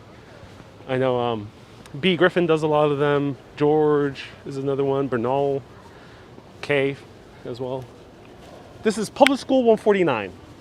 It's called the Krista McAuliffe, might be mispronouncing that, school. I think she's a very iconic figure. Does anyone remember that name? Let me know. Nomad Magrapher, thank you so much for tuning in. It's midnight. Absolutely love the walk so far. We'll check out the rest later. So, PS 149. Primary school. So Krista McAuliffe, I may be mispronouncing that. I'm not entirely sure how to pronounce her last name. She was going to be the first woman to be launched into space and to spacewalk. on the U.S. Challenger. However, unfortunately, due to, I think it was some engine failure, the U.S. Challenger exploded as it went soaring into the skies. It was all captured on live television and people were absolutely distraught, especially the fact that Krista was one of its victims.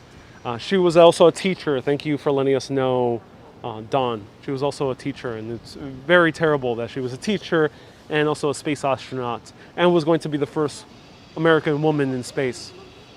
And unfortunately, that terrible tragedy happened. So this school is named after her honor. Maybe she's from Queens, if anyone knows, or maybe she was a teacher in New York City. That might be the reason why they call the school after her.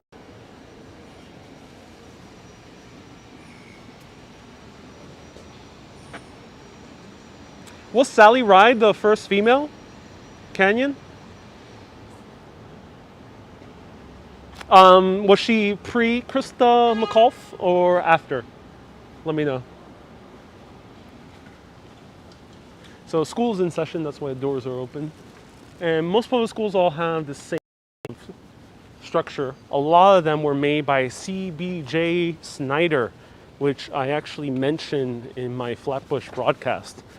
He designed Erasmus High School in Flatbush and designed over 400 schools in New York City alone, so very prolific.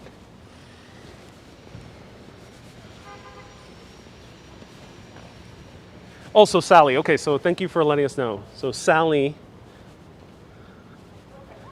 Ride was the first female astronaut. And then Krista McAuliffe was going to be a subsequent one. So let's go through here. I'll show you another classic school that has a ghost that lingers inside. McAuliffe. Thank you, James. McAuliffe.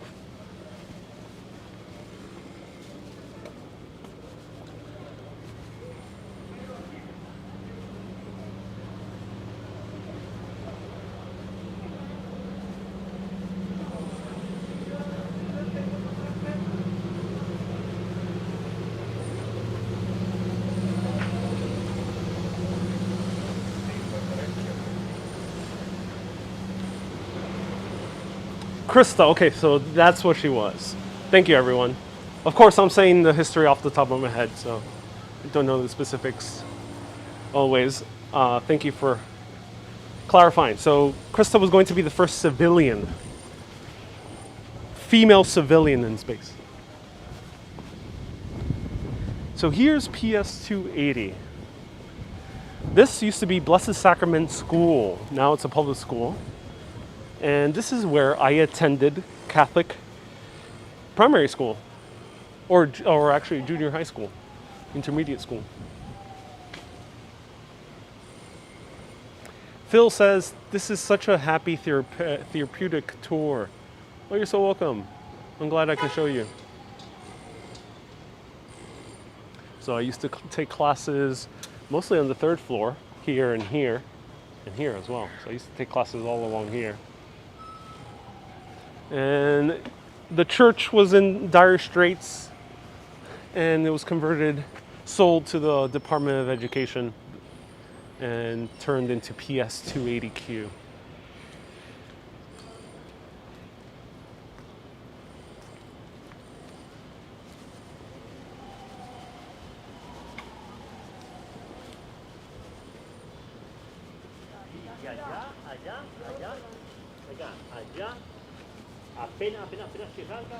But here's the old school. So Blessed Sacrament built a modern extension in 1966. But here's the older one that dates even further back. And there's a sky bridge, which is one of the rare ones that you can see in New York City that connects both the portions of the school.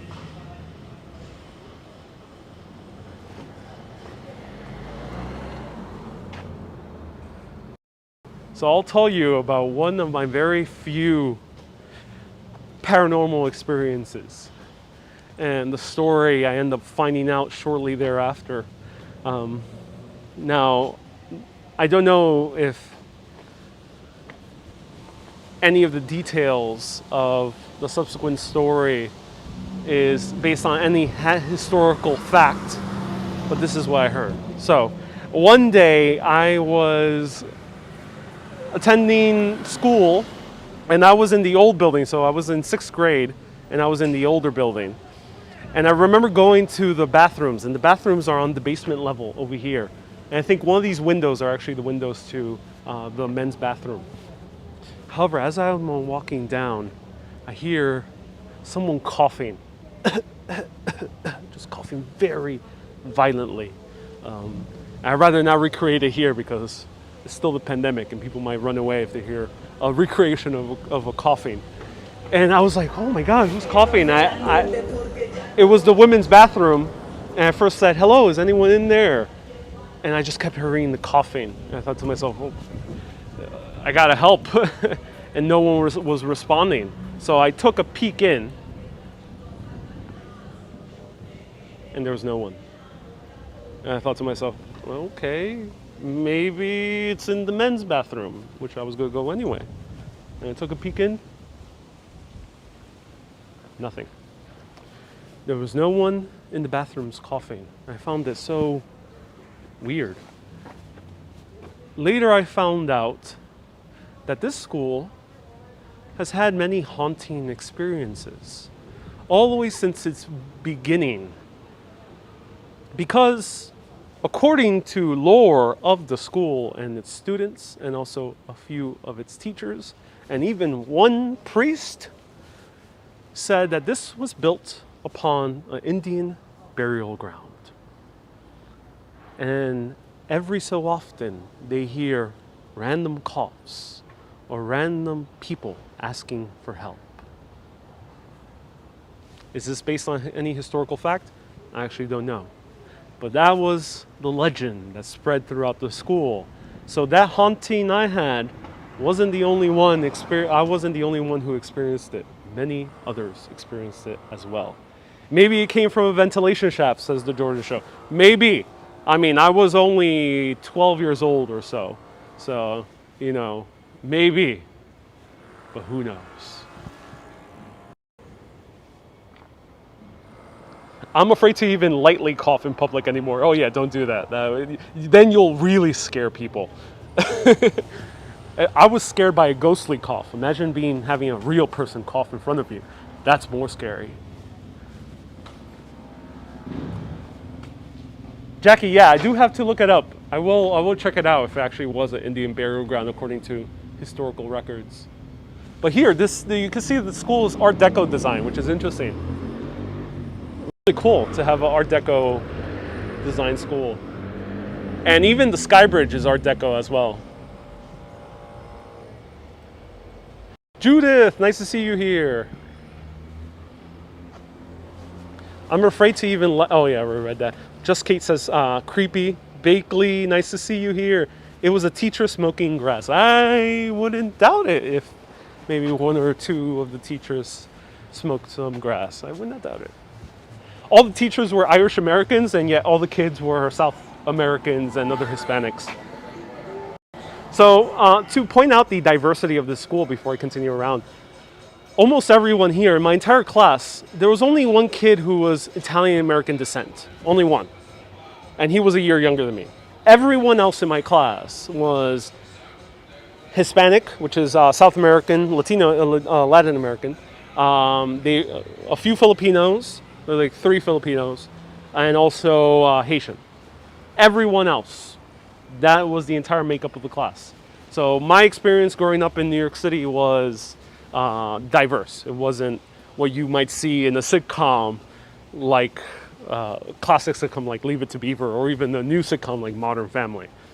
I was the only Puerto Rican in my class. There was another Puerto Rican younger than me and another one older than me. But there was barely any Puerto Ricans. It was mostly South Americans. Ecuadorians, Peruvians, Colombians, a lot of them. And Mexicans as well. But this used to be all Irish, hence that's why all the staff and the priests were Irish as well. So this this older school in this Art Deco style was built in 1932. And right through here is the auditorium, which I wish I could show you.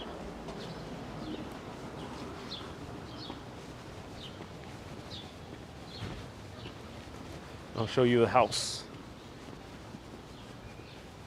Am I formally trained in architecture? No, UM. I'm not trained in architecture. By degree, I'm an electrical engineer.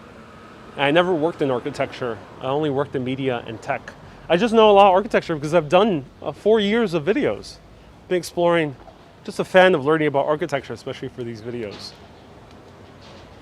Founded in 1929.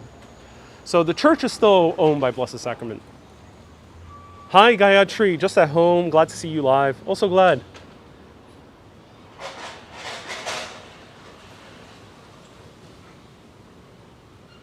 Roseanne says, wow, I never heard that story from 1957 to 1965. Thank you. Oh, my pleasure, Roseanne. Maybe the story proliferated after that. Let's see if I can go into the church. I'm gonna try to go into the church. Let's see. See if the church is open.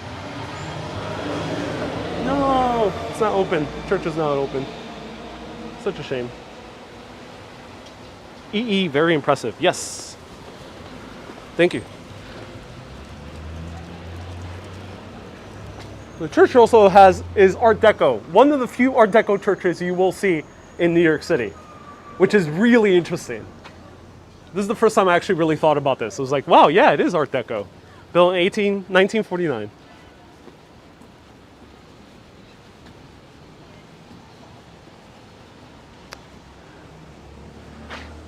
It's locked. Yeah, I wish it was open. I would love to show you inside. Look at the top. So for a Catholic church, it has some Egyptian / Sumerian, or that looks either Egyptian or Sumerian imagery on top. Or maybe actually that is not Egyptian or Sumerian. That maybe is just angel imagery. It's just that the wings look a little bit more Egyptian style.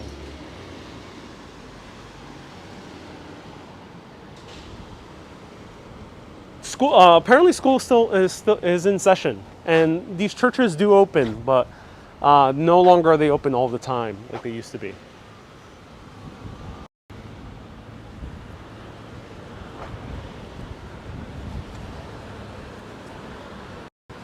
So you see the detail of this church is just a wonderful, really unique church.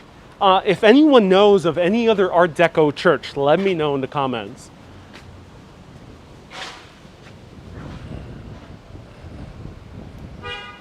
Very unusual church.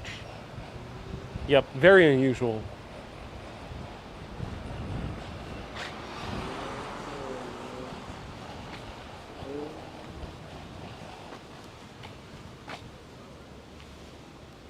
I'll show you the back area. Here's the houses right next to it. When I used to go to school here, I wished I lived like right in front, so it could be just a short commute. In reality, I lived about 20 blocks away. Here's the rectory. Yep, Roseanne, thank you for letting us know, the rectory.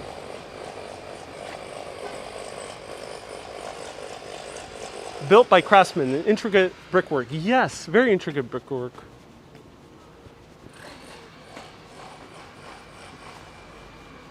And here's the back of the school.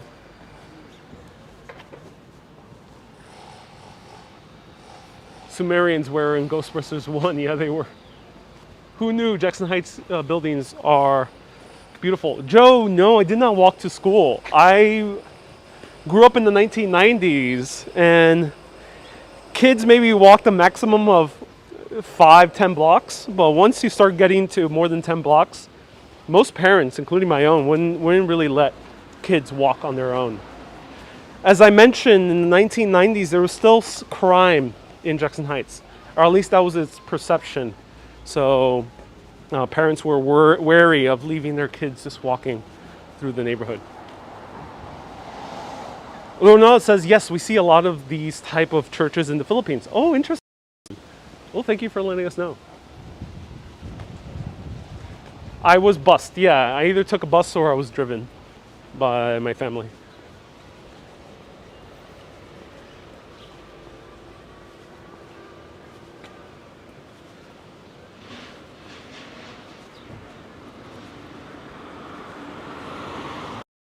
'90s parents were afraid of abductions. Yes, they were. Unfortunately, yes, that was that was the thing. It's a little bit better now. When I go to Williamsburg, or West Village, I see much younger kids wandering on their own.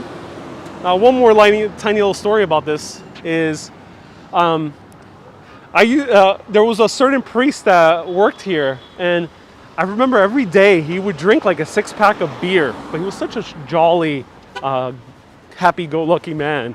I always found this so fascinating that he would drink a massive 6-pack of beer.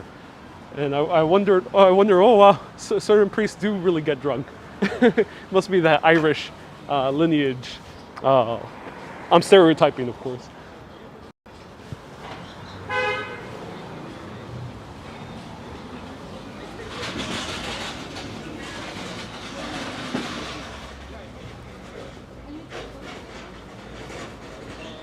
Is this the area where George Costanza's parents lived? Ooh, James, I don't know. I don't know too much about Seinfeld's history. So no, I don't know that detail. Great question though.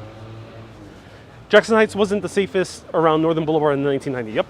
1990s, it was still a little bit dangerous. A lot better now. A lot better now. Not that much cartel or gang activity as there used to be.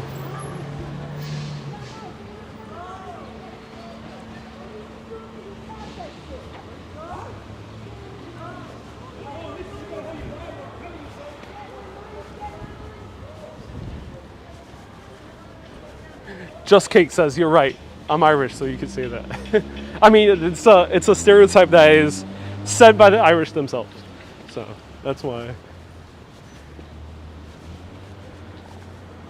Yeah, let's cross the street. We're zigzagging around.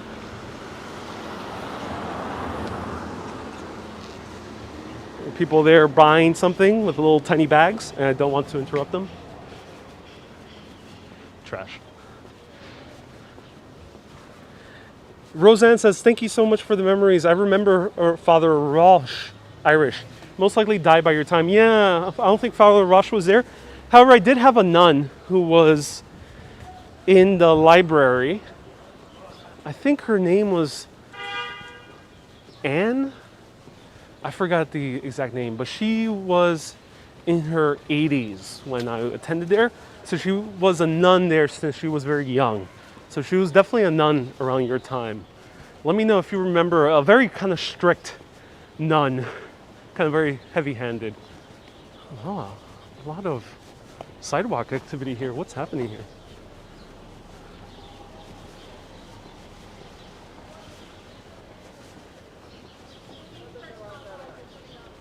Sister Marianne. Thank you so much, Roseanne. Sister Marianne, that was her name. Sister Marianne. Oh, so you do remember. Hope the trash trucks come soon. I hope so too. I have no idea why there is no trash being collected. There was a huge pile a little bit earlier. And there's a big crowd of people. Wonder what's happening, maybe some sort of event.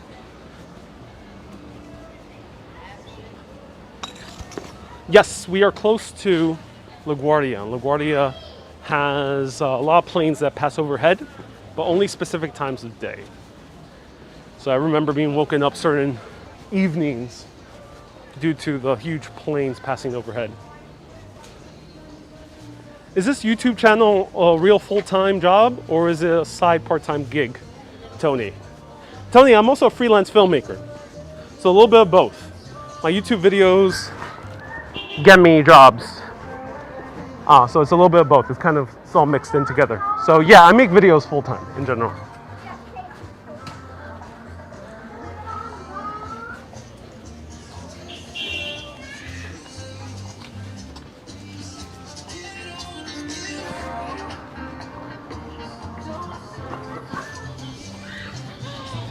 All right, let's walk through here, through 37th Avenue. Actually, yeah, let's walk through 37th Avenue. I'll show you 82nd Street. Yeah, let's do that. What a shame Mary Jane is online. Oh, cool. What a shame, Mary Jane. Bernal says I'm a secret millionaire. Ooh. I don't make money until.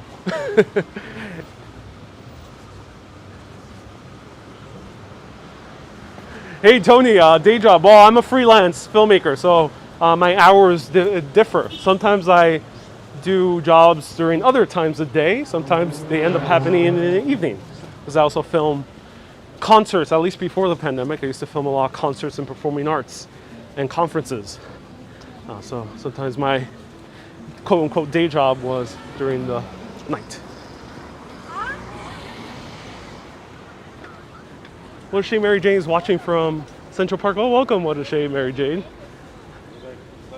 Everyone, if you don't know, I did a video with What a Shame Mary Jane just past week. Check it out. Ariel will become a millionaire, folks. Mary Jane knows my aspirations. So lots of smoothie bars all around. Lots of smoothie bars all around Jackson Heights, where you can find classic South American smoothies.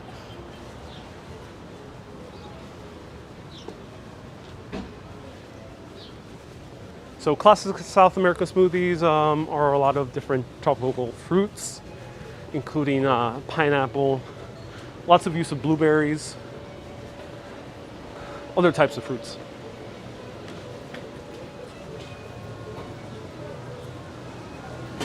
Do you have any filmmaker heroes? Yes, Darren Aronofsky is my number one. Darren Aronofsky. I also love James Cameron. Actually, James Cameron would be a very, very close number one. So both of them, I absolutely adore. And after that, Stanley Kubrick. And I also am now a new recent fan of Greta Gerwig. She's only made 2 films so far, but I'm already in love with her work.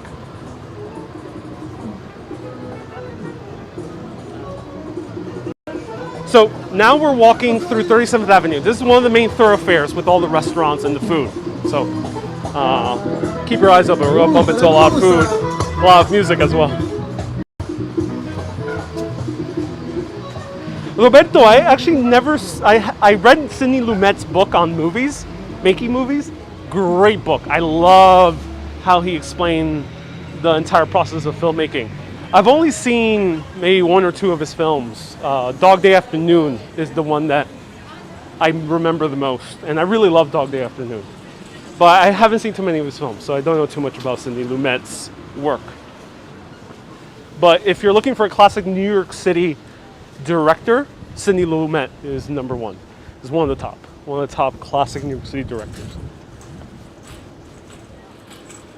Serpico is another great film, yeah, with Al Pacino. So I'm going to cross the street, otherwise I'm going to be super tanned by the end of this broadcast. If I can get any more tanned.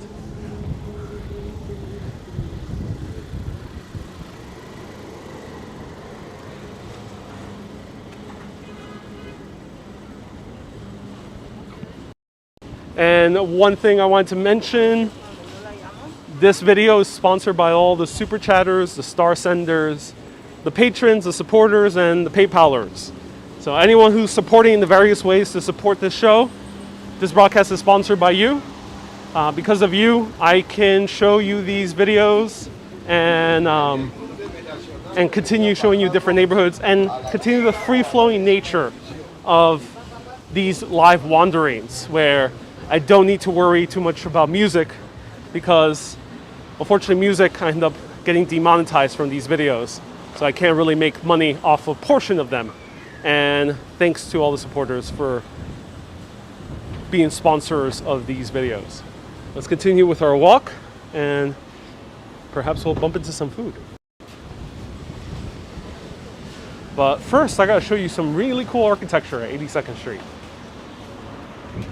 You studied the same as James Cameron, then went to be a filmmaker. Do you know that Brian May, a guitarist from the Queen, is a astrophysicist. Astrophysicist. Oh, I didn't know Brian May was involved in astrophysics. That's really cool. Though James Cameron, yep, one of the reasons I studied electrical engineering is I love tech. I've always loved tech. I always loved like physics and weird science. And in electrical engineering, you end up learning some weird science like quantum mechanics.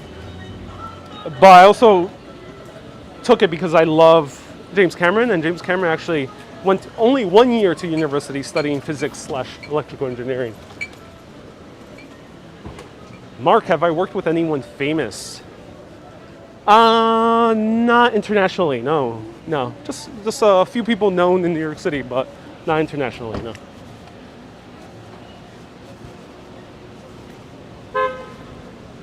The garbage on the street corners look funny. Oh yeah.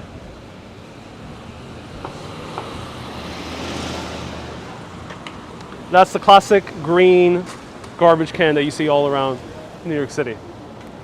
Now it's a pleasure walking through 37th Avenue because it's generally very packed. There's so many people here. And it's very tough sometimes to go into these restaurants because they'll be so full with people. But now there's a lot of outdoor seating, which is really, really cool bonus. So here we're starting to see a lot of the South American bakeries. It's called La Elegancia.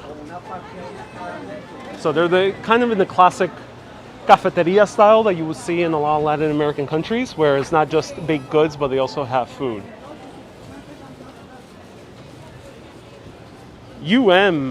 I went to City College of New York in Harlem. Are you looking forward to the 4th season of The Crown? I've only watched about 3 episodes of The Crown, and I loved it, but I haven't continued. It's a very long show. But maybe I'll see more of it. One day I saw Action Kid get assaulted while doing a live video. Has anything like that happened to me? No. No, has it happened, Tony? Though my friend Action Kid is much more adventurous in terms of the neighborhoods he covers than I am. And as many of you know, I cover history, food, culture for all of you, a lot of architecture. So I don't tend to cover neighborhoods that don't tend to have too much history, food, or culture. And unfortunately, there's very few low-income neighborhoods. I've only covered 2 or 3 in New York City that has like really interesting architecture or history to it. Unfortunately, the other ones, they're a little bit devoid of any landmarks, and hence that's why I haven't covered them. So no, I haven't really encountered issues. Am I Puerto Rican? Yes, Roberto. Soy puertorriqueño. Nací en Puerto Rico. Toda mi familia es de Puerto Rico. La familia de Guaynabo y de Rio Piedras, al lado de San Juan. All my family is Puerto Rican. I was born in Puerto Rico. Another public school. So Jackson Heights is very family oriented, and we're going to see a lot of public schools. This is already the 4th public school we've seen on our walk.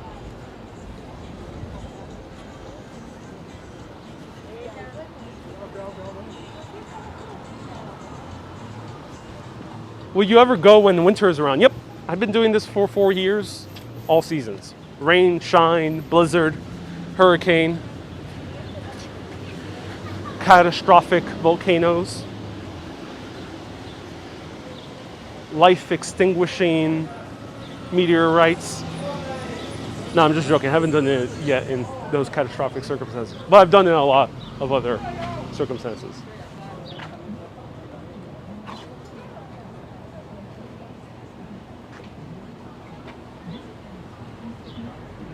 I'm about to make lunch here. Found some Nathan's links at the local supermarket.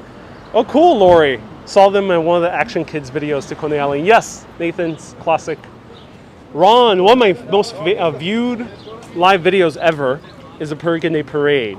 So yes, I've been to the Puerto Rican Day Parade, and I got over 247,000 people tuned in on Facebook to see the parade. So this is one of my favorite bakeries. Let me show you. Let's get something small to bite.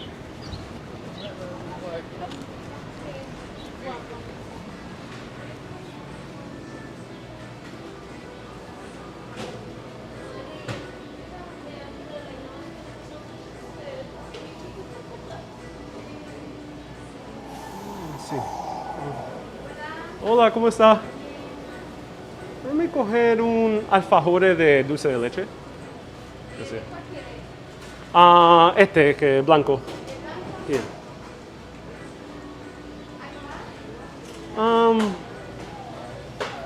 ¿Tiene algo que es pequeño, que es bien bueno, que tú sugieres?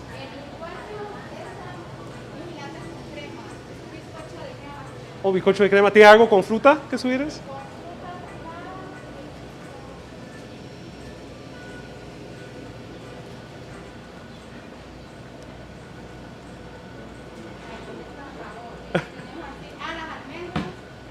Oh, fresa, no, está bien. Ok, voy a tratar ese de coco con dulce de leche. Gracias.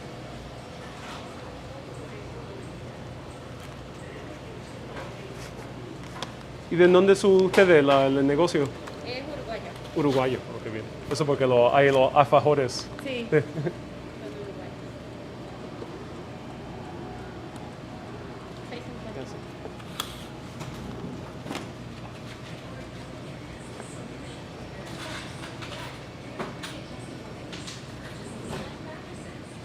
Y un tenedor, por favor. Gracias. No, está bien. Voy a comer aquí. Gracias.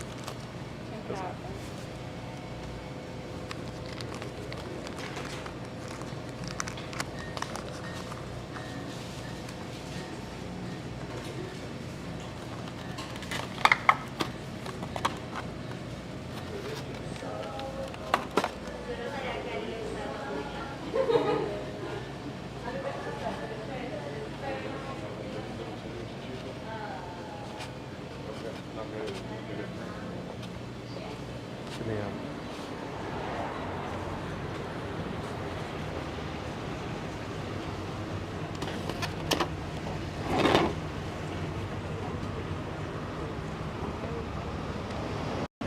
So everyone, the store is La Nueva Bakery. It's Uruguayan, which is South America. If I know people are watching from all around the world, so might not know all the different areas. But yeah, Uruguayan. And it's really, really great. Really great bakery. One of my favorites here in New York City. And I have this gasoline pumping. I have this van idle pumping gas right in front of my face. So I'm going to move one more table down.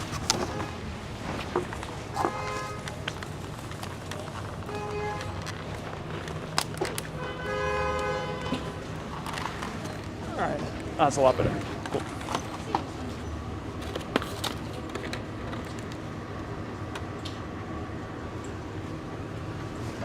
So, one of my favorite places, and I'm stopping here so I can show you the different ethnicities all around New York City. So we see some Italian-American pizzerias, of course.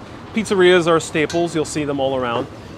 The one we went to is still owned by Italian-Americans, but many pizzerias that you see now that are New York City style, outside Manhattan, tend to be owned by South Americans. A lot of Mexican-Americans, a lot of Ecuadorians tend to own now pizzerias, or definitely work in them. Host Joe, thank you for the super chat. Joe says, for your snack, love your videos. Thank you. And unfortunately here in New York City, there's always cars that stay idle. It's so annoying. That happens. I think the more I do these wanderings, the more everyone learns about my own pet peeves. I'm curious, let me know, what's your pet peeves when coming to the city? What do you really kind of get under your skin? Let me know in the comments. All right, so first of all, let's try the alfajore. Alfajore is filled with powdered sugar on top. Powdered sugar on top, coconut shavings on the side, and it is breaded with, in the middle, it has some dulce de leche and some guava, I think, with this one. This one's dulce de leche, so some dulce de leche, and it's with 2 cookies. People almost walking to me. People, that's one pet peeve.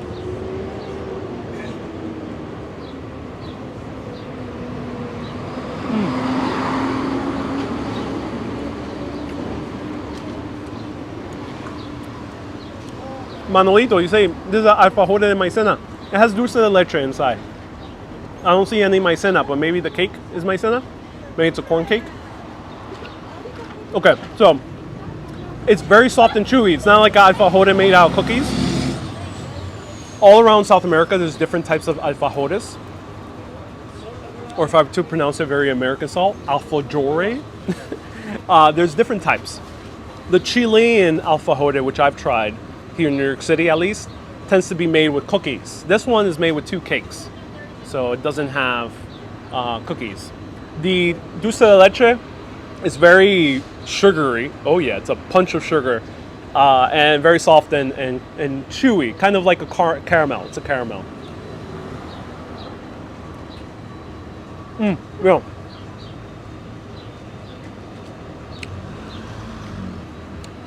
Very good. What makes it is really the powdered sugar on top. What makes it is the powdered sugar on top. It's just really delicious. Highly recommend the alfajore, especially if you have a sweet tooth, because this is very sweet. And thanks to Joe, who sponsored this section, we're trying one more extra treat.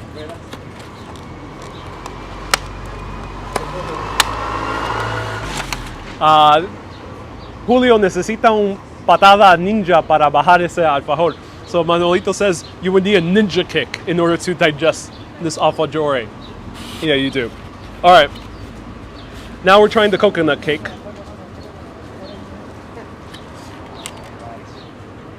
So this is like a coconut cake, maybe with some... Let's see what's inside. I don't know. First time I'm trying it.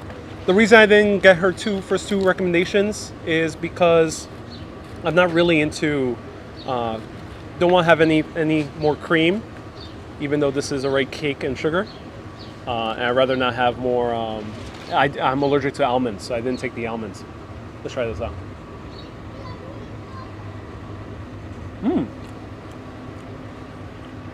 So the cake appears to be corn. I can't tell for sure. It looks like a corn cake. It has that kind of texture to it.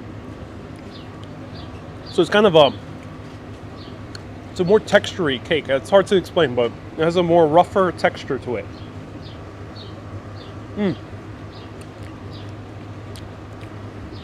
And it's stuffed with a lot of dulce de leche. It also has a very strong coconut taste. I think this actually might be coconut cake. So coconut cake. Yeah, this is a coconut cake. You can tell by the texture. So it's like eating a bunch of coconut shavings. It's really good. I like it. Wow. Wow.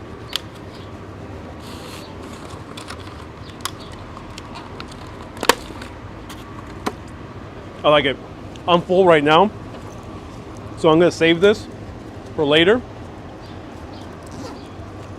However,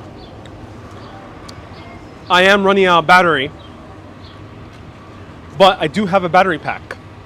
If you guys want me to take off my microphone and install the battery so we can extend this tour for a little bit longer, let me know. I can show you maybe about 30 more minutes worth of stuff in this area. The very historic commercial center of 82nd Street has a really cool architecture around there. So if you want me to continue this tour, press that like button on YouTube. It helps with spreading more of these videos. Feel free if you want to support. If you left the PayPal, always let me know in the comments and I will shout you out. Big thanks to Matthias, Laureen, Stephanie, Judith, many other people who have recently contributed. And the people have spoken. Let me put on my battery pack. Get ready. Takes off the mic. Please continue. I'm going to drop the mic, proverbially, not literally. And you're going to need a drink after this, as someone said earlier. This is something that will make you very thirsty. It's very sugary. So that's one warning I would give to anyone who is exploring more Italian American, and then especially if you get to Latin American, very sugar intensive sweets. Not like European style sweets, which tend to be a little bit lower on the sugar.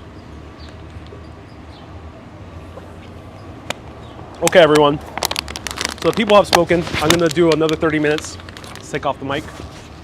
And bear with me as I get set up.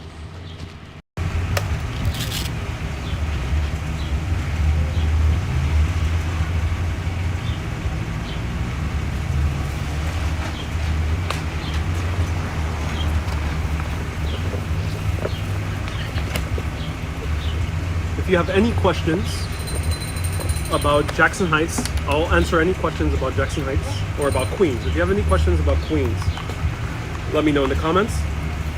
I'm happy to answer all your questions about Queens.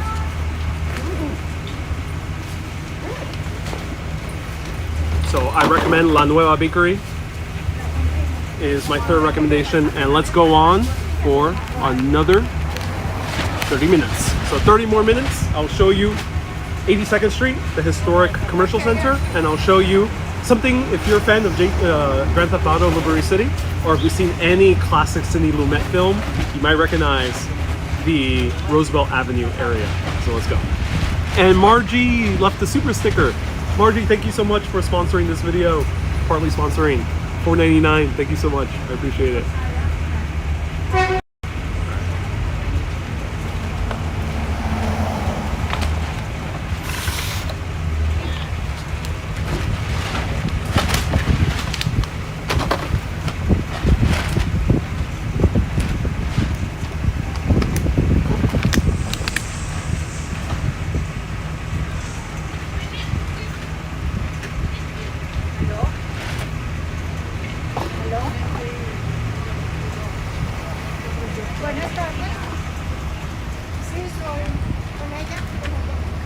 Right there, La Nueva Bakery.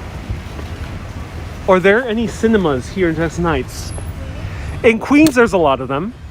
In Jackson Heights, unfortunately, no. There used to be 4 historic cinemas. One when I grew up, 2 when I grew up as a little kid. One of them you really wouldn't go in because it was an adult movie theater. And the other one, it's probably one of the most rickety movie theaters I've ever been to here in the entire US. And I'll show you that one. It's no longer around, but I'll show you the street that it was on.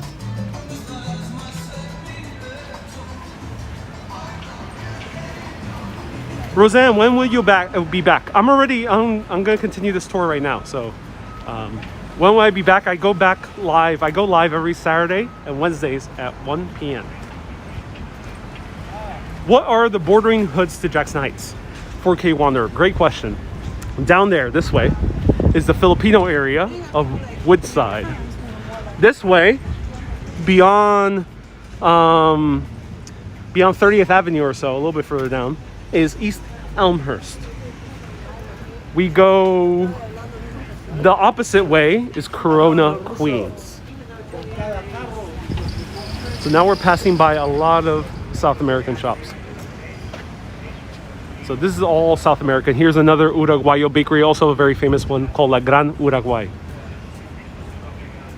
Do I like Bud Spencer? I don't know him in person. Julio?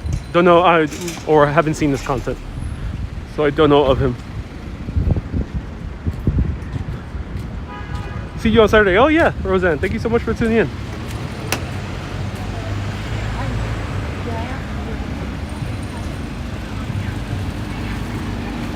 Oh, look at that, tiny little areperia. So arepas is a classic Venezuelan treat, and here's a tiny little food truck. So a little food truck stall. That's so cute. There was one specific arepa lady who sold at night arepas, and she made a brick and mortar restaurant. But this is the first one I've seen again as a tiny little cart. Doesn't Astoria also border Jackson Heights? Not quite. There's the neighborhood of Long Island City, or not Long Island City. There's a neighborhood between Jackson Heights and Astoria. Kind of, it does. Astoria Heights, it borders Astoria Heights, but Astoria might be separated by Astoria Heights. Here is Ravenna Court. The series of buildings built in 1929-ish are very unique. They're Italianate style. So I mentioned earlier that we saw Tudor style. We saw kind of a Georgian style as well before, and we saw Art Deco. This is Italianate style, the Ravenna. Are my front far from Forest Hills? Walking distance? Yes, it's far. Walking distance is about hour walk, maybe a little bit longer, hour and a half. Train distance is kind of close. It's about a 15-minute train ride, maybe a little bit more. So here we have some Peruvian, I think. Anytime I see a chicken restaurant, I always assume it's Peruvian. El Chivito de Oro. And more of a Ravenna court. Really gorgeous building.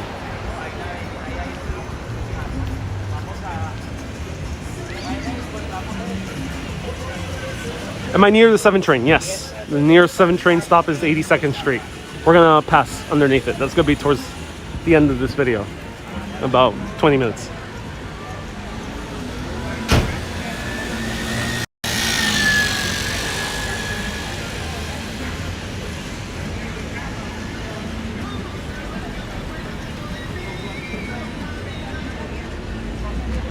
Hey, we have a Venezuelan watching here, and B's aunt is from Peru. Peru makes amazing chicken. Lots of great Peruvian chicken places. And yeah, really cool place for food, especially nowadays that there's a lot outdoor seating.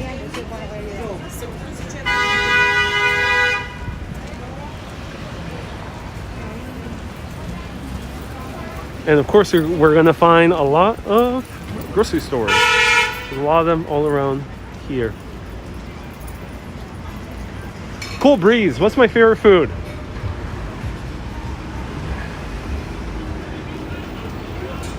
If I was in a very terrible position and I had to only get one food, it would be burritos. It would be a great burrito. That's what I would get. If I were in a beautiful position and had all the food unlimited in the world, I would also get burritos. I just love burritos. I haven't featured too much of them, only a few times. But yeah. Joanne, Forest Hills is going to be this way in Queens, and it's a pretty long walk. It's about 4 or 5 neighborhoods away, or even more. It's a very long walk. More than an hour. This one's covered in scaffolding, another historic building built around 1929, but unfortunately covered in scaffolding.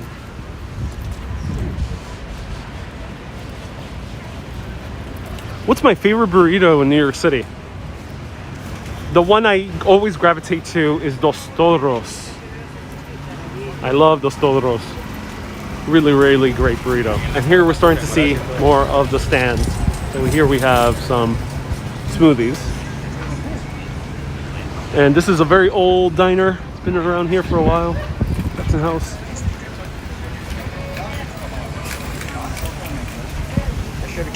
Do I have favorite Italian restaurants in Queens, James? Great question. The Italian restaurant I would recommend in Queens. Wow, I actually haven't eaten Italian in a while in Queens. I like Pizza Sam if you're getting it to go, or getting a lasagna. But when it comes to a sit-down restaurant, I used to have a favorite one here in Jackson Heights, but closed down. To be honest, I don't have one off the top of my head in New York City. I wish in Queens specifically. I wish I did. Though in general, the Italian restaurants I really like is I like Emiliana's in Arthur Street in the Bronx. Probably. So actually, fortunately, there's music. No, I'm not in Queens Boulevard, Joanne. That's pretty far away. I'm more closer to Northern Boulevard. So here is the Georgian / I think this is kind of more Tudor style, but I can't really tell. Uh-oh, that internet service.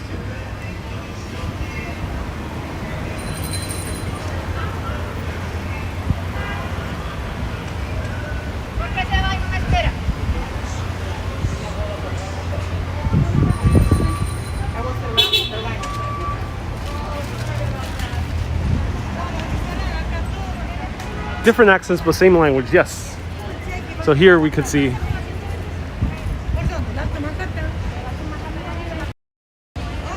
it seems like this is an internet dead zone, which there's a few in Queens. If I go off, I hope you enjoyed it. We're almost nearing the end anyway. So I'll leave all you guys here. This is 82nd Street. I'll try to rush to the train station. But these are the historic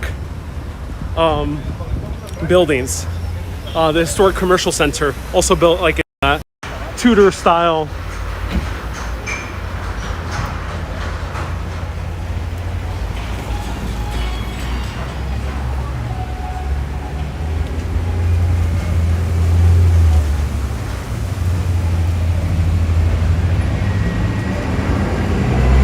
Okay, good. Service is back. So we're gonna end over here at the 7 train.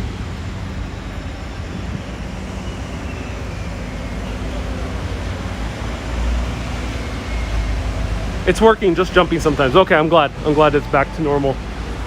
There was a dead spot back then, but back there. But I highly recommend coming down 82nd Street. It's always very busy. Great place to really soak in the neighborhood.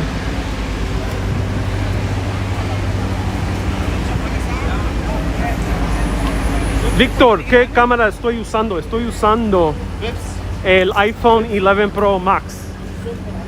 El teléfono. The gear I'm using is the iPhone Pro 11 Max. The link is in the comments. Tú puedes buscar un link, está en la descripción de este video abajo.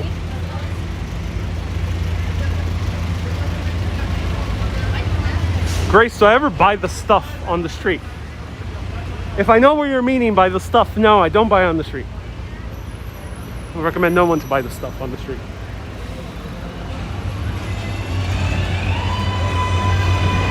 And here is the 7 train. The noisy 7 train.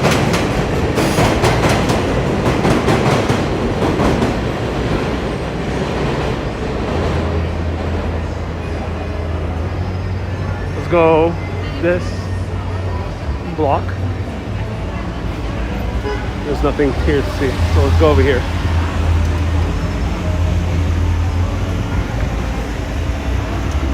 There we go. So here are all the food vendors, and we'll find a lot of them. There's a lot of corn on the cob. There's tacos. I smell the tacos. There's the enchiladas, and there's also the other ones. The Mexican ones are wrapped in the leaf. If anyone remembers his name, let me know. And there's a Starbucks.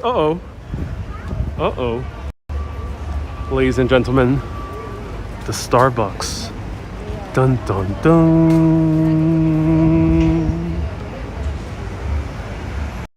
The times are changing.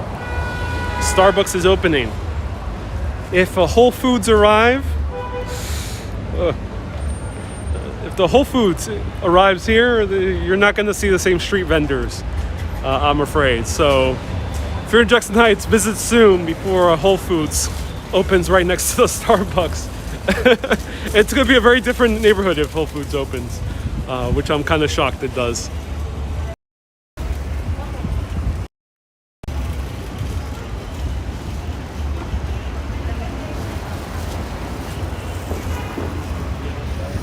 Starbucks. Sorry, I might have said Starbucks. But yeah, Starbucks.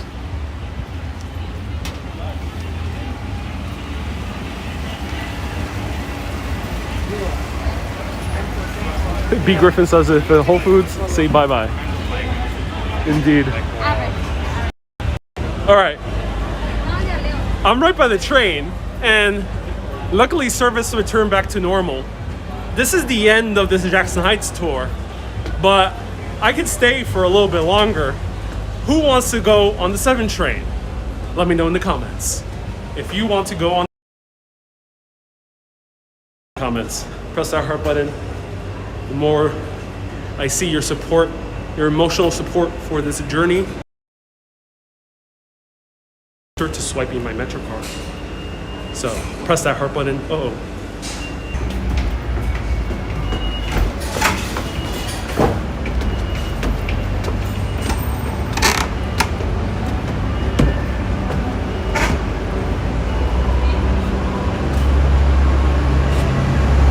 82nd Street, Jackson Heights. 1 minute. And there's one right after, 2 minutes. Let's go to Corona. No, we'll be going the opposite way. Though I have a video about Corona on Corona, Queens, the neighborhood, on Facebook.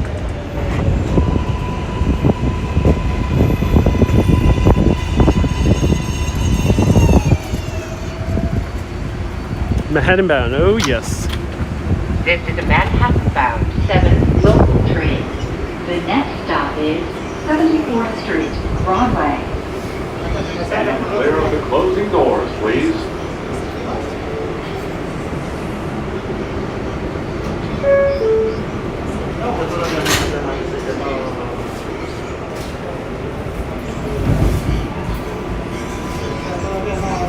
Elisa says thumbs up. Yes, we're back. Hello, Marianne. So now we're gonna see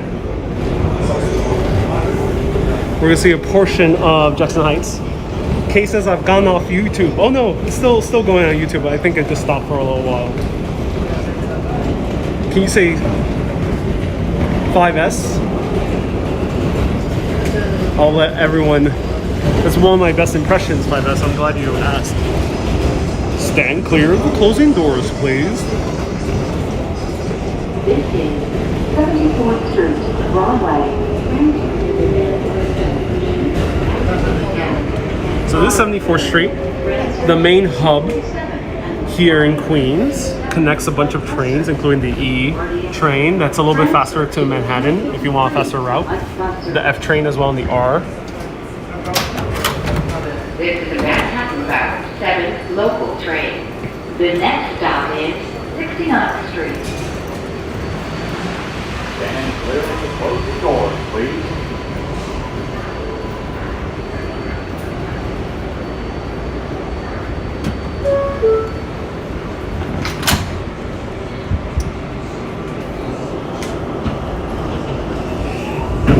We were riding the train, says Nicole. Yes, indeed. CRH. The IRT trains are shorter than the IND counterparts. We only have 3 doors on each side, as opposed to the 4 that you see in the IND/BMT. Yes, that's correct. So right now we're passing above Jackson Heights, right around where we were walking. And now this is what differentiates Jackson Heights from Woodside, is the BQE, which we're passing through right now. So now we're entering into Woodside territory.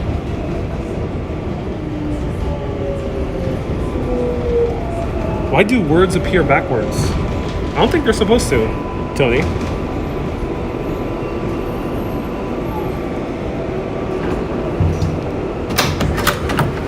This is a Manhattan-bound 7 local train. The next stop is Woodside. Yes, we have a Corona station, which is about 3 stops after 82nd Street, which we were at earlier. It's, I think, the 103rd and 111th stop is the Corona station.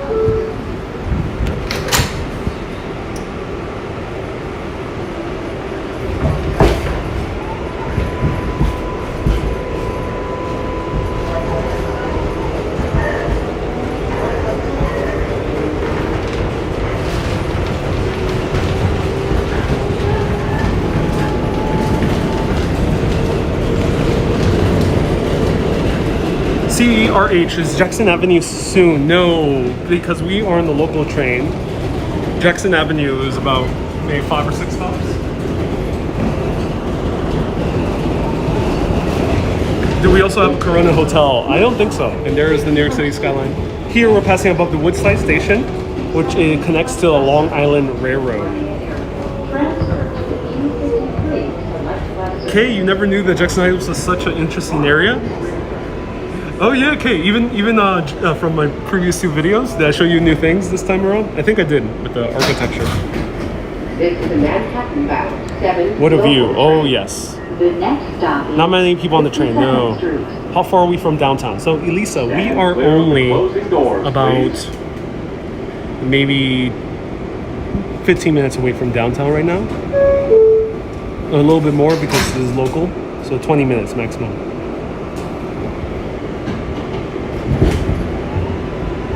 Zolst, am I Polish? No, I'm not Polish. My family's from Puerto Rico.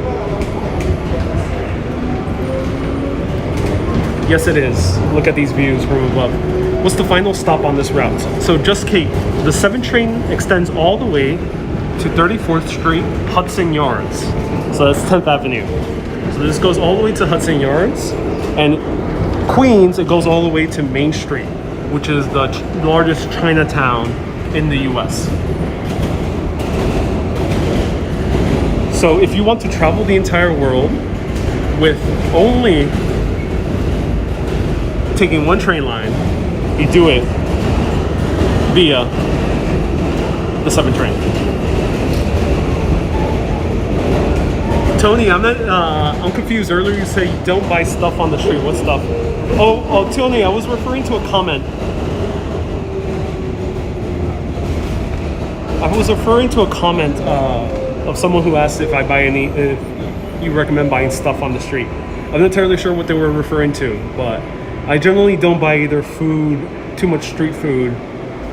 I tend to prefer the trucks, even though some of them I know are good, and I don't buy too much of the I never buy the clothes on the street, really. But I'm not sure if the person was referring to illicit purchases, and if they were, I wouldn't buy that either.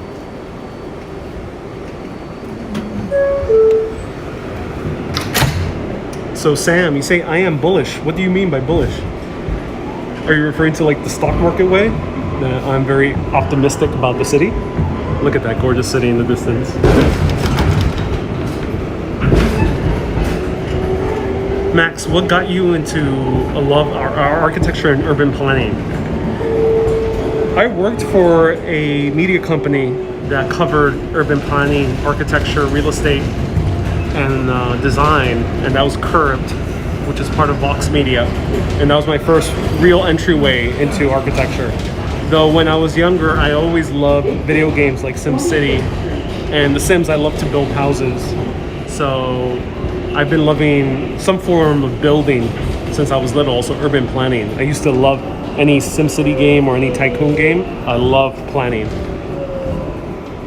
So that's what got me into urban planning and architecture. But after doing these videos, which at first were mostly about history, big part of history in cities is architecture. And then the more you explore, the more you end up becoming an urban planner. The next stop is 40th Street. Phoenix, have I played City Skylines? No, I have not. Stand clear of the closing doors, please.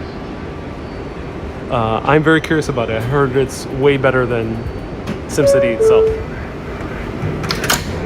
And urban planning, you know, one of the reasons I called this show Urbanist is because I was inspired by Jane Jacobs, who was a journalist, but because she loved walking around the city, she ended up becoming an expert about cities. So much so that she wrote one of the premier books, The Life and Death in Great American Cities. That backpacks and other large containers are subject to random search by the police. Thanks for riding with us. This is 40th Street. So Jane Jacobs wrote The Life and Death of Great American Cities, which is basically read by every single student of architecture and urban planning and design. And she wasn't trained as either. She was trained as a journalist. She became an architect. I mean, urban planner, urbanist, expert about urban planning by just walking around the streets. And that's why I called my show Urbanist, because I love to walk around cities. And I always felt that I don't need a degree in urban planning in order to know the cities on a much deeper level. I can do it by exploration. It's not to say that urban planning degrees are not useful. They are, especially in the world of academia, and or if you want to work as an urban planner.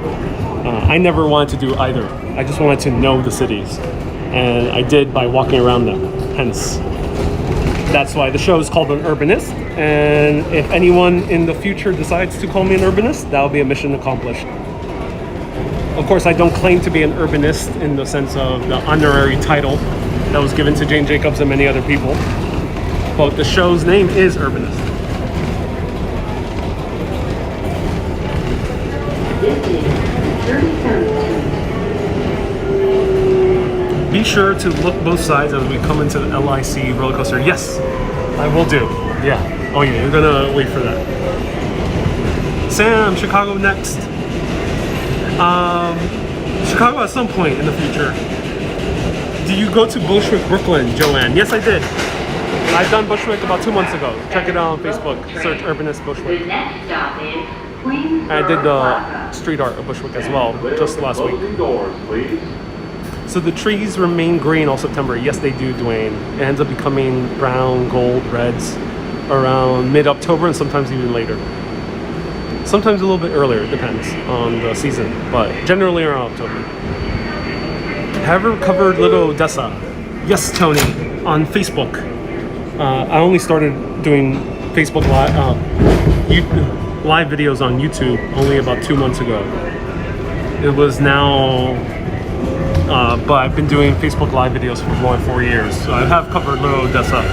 Search Urbanist East Village Food on Facebook and you'll find it. Marianne, am I going to Haddon? No, we're going to stop a little bit earlier, but I'm going to show you a really cool trip. So we're going to see the Sunnyside train yards. That's why Jackson Heights was called Train Meadow. But Jackson Heights was never actually high. It was never actually on a hill or a mound.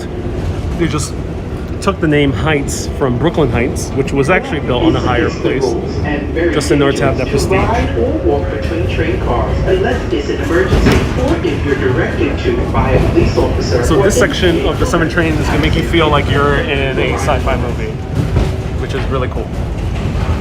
So they're planning to deck over these train yards and make basically this into the new Hudson Yards, which is going to be really crazy. And here, a historic clock tower, which has been preserved, and they built a skyscraper around it. Here's the train that extends to Astoria.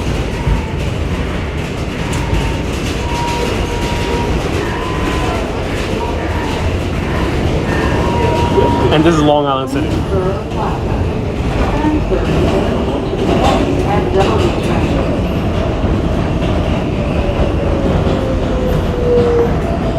Julio, I need to visit Argentina. Yes, I would love to go to Argentina. I can't wait to go Uruguay, Montevideo. Yeah, one day I would love to go to Uruguay también. Very rich in Art Deco. Yes, indeed. Here is transfer point to the train to Astoria.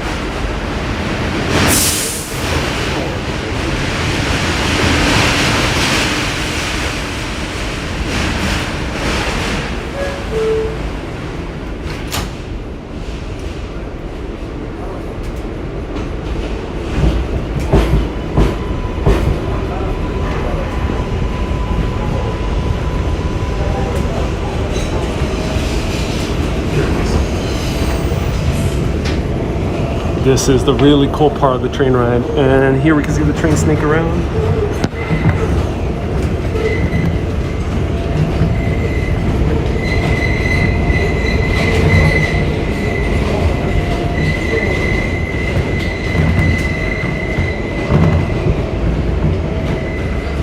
Just kidding, yes, we are entering the neighborhood where it has the Pepsi sign.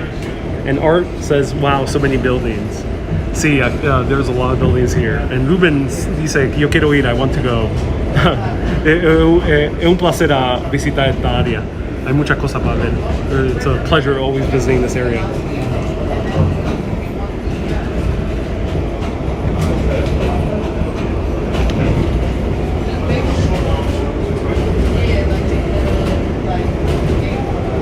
What's the one borough that's changed the most in 10 years? The Boss, if you look at the progress of specifically Queens, you'll see that Queens has evolved the most because of the Skyline, which you don't really have too much in Brooklyn. You have in downtown Brooklyn, but the Skyline's getting taller and more expensive. Any websites that you recommend about urban planning?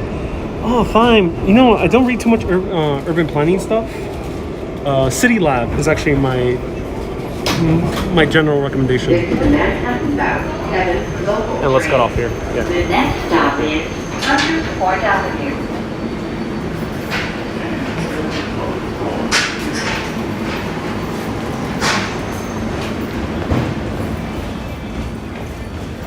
Any Nicaraguan people or neighborhoods? No specifically Nicaraguan, but you will find Central Americans a lot in Jackson Heights.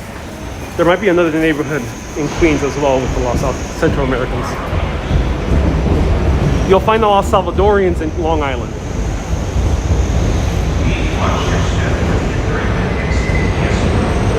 So this is where the G train begins, also in the stop. And actually, it's not the exit. It's over here. Am I changing to the Long Island Railroad? No. I'm stopping off here to show you Long Island City.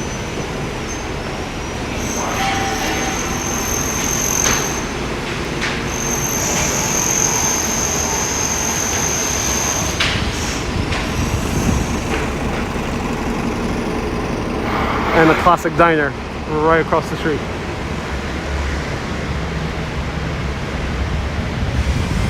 What's your opinion of Awkwafina? I love her, Robert. Awkwafina, absolutely charming artist, actor, singer. I love her music. Very funny. And I love Crazy Rich Asians. It's one of my favorite movies I've seen recently. So, surrounded by buildings, train passing overhead.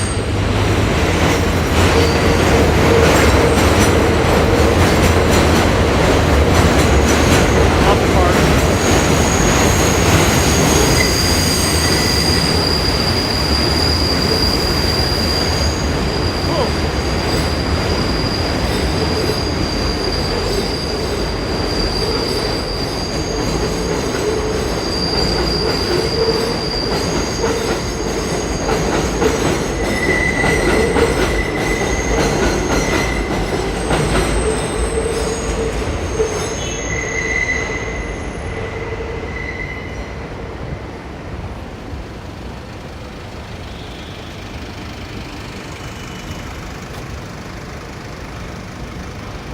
City beautiful, yes.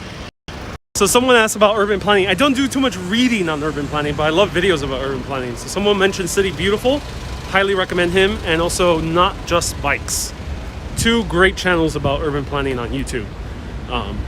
I much prefer see urban planning videos than read it, because it's nice to have that visual element.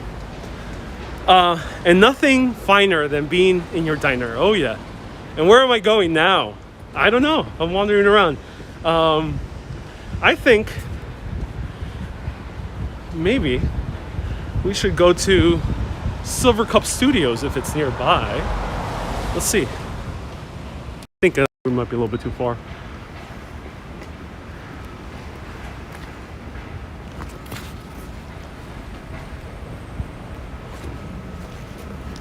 Are there helicopter flight tours? Yes, Fly NYON, Fly Nyon with a Y, is a helicopter tour company here in New York City.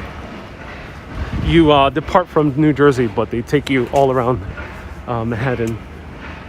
Here is one of the many studios that you're gonna see here in this area of Queens, because this is quickly becoming Hollywood East, because there's a lot of Hollywood studios all around this area. So let's see if we can get to Silvercup. Let me see if we're close enough. Shadow says Silvercup should be close. So let's see.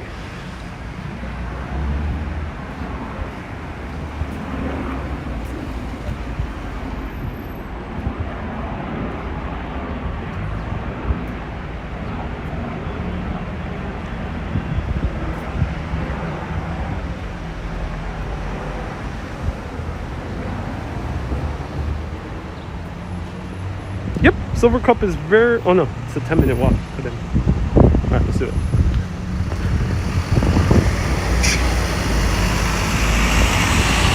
.4K, yeah, I'm a visual learner. I assume some of you are if you're watching my shows. Here's a little corner cafe. Look at that. LIC Corner Cafe.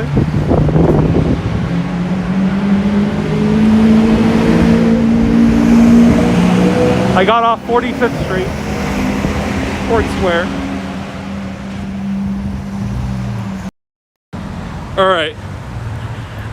So we're gonna go to Silvercup Studios. we're in too late, so might as well have some fun with extending this tour. Such a gorgeous day to end this live video so soon. So I hope you enjoyed that Jackson Heights part. It was the first 2 hours. Now let's explore Silvercup Studios, which is one of the most iconic movie studios in all of Hollywood, except it's out here in New York City. Lots of brownstones in this area as well.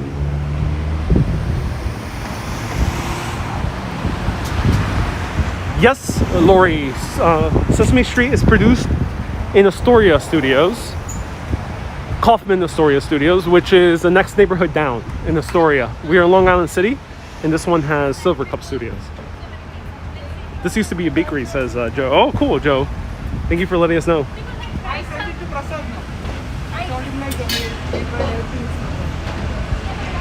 Dwayne says these live streams are so good. I'm so glad you're enjoying them.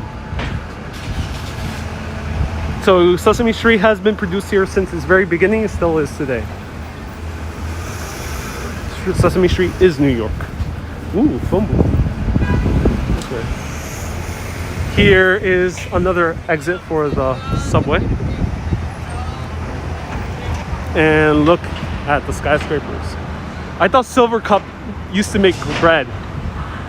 Joe, I'm glad you were mentioning that. Yep. The building we're gonna see used to be, I think, a bakery, if I'm correct, and then it was converted to studios. So Silvercup Studios is also a studio. How do they preserve the heritage of old buildings? Asked Dwayne. In New York City, are they laws pertaining to this? So Dwayne, there are protected landmarks and there are historic districts. A landmark is an individual building that's protected. The range of protection can vary. It can vary from just protecting the facade, so the outside part. It could vary all the way to protecting the entire building, including everything that's inside. Like a landmark, for example, is protected. Or like a landmark like Statue of Liberty is fully protected. Some houses, some old factories are only protected on the outside.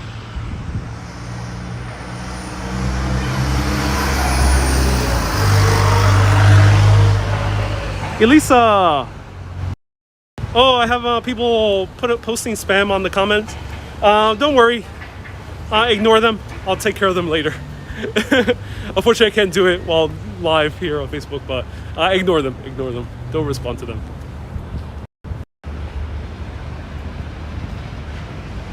Hi, Thorsten from Germany. Want to visit my relatives in Glendale, Queens this year. Yeah, Glendale, pretty far into Queens.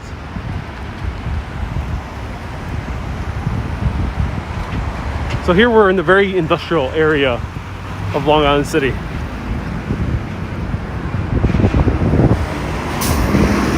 So these were once factories.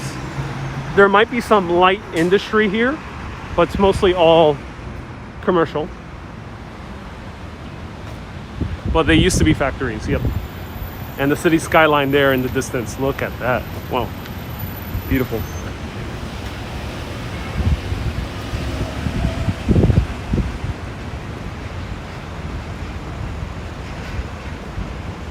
Hi, Thomansena from Northern Ireland.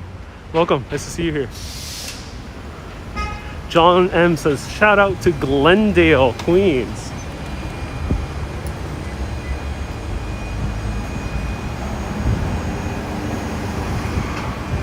Ooh, a taxi parking lot. This is something rare. This is a taxi. Oh, this is a Queens medallion. So if anyone's seen the show Taxi, with Daniel DeVito and Christopher Lloyd, it's probably one of these similar shops. So cool. Huh. Yeah. So there we go, a taxi hub.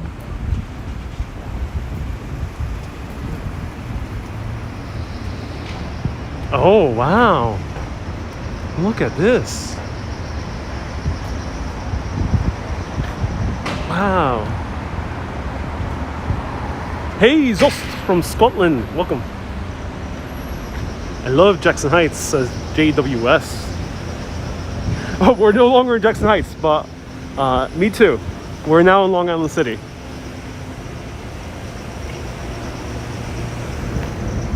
Oh, wow. Look at that. A destroyed taxi. Whew.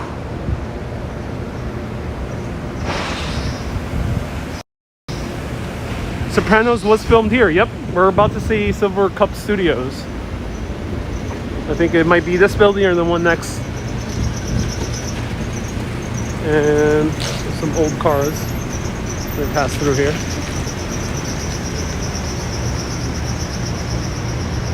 Shout out to Flushing, says 4K Wanderer. Oh, Flushing is such an amazing neighborhood. Such a cool alleyway. Very few alleyways in New York City. 194 on YouTube. Oh, amazing. Welcome everyone. If you're watching for the first time, my name is Ariel. Let me know where you're watching from. This is such a cool painted building. The entire building is painted over with murals. Wow. Here we have some what appears to be Chinese Americans. Oh, I wonder what they're depicting.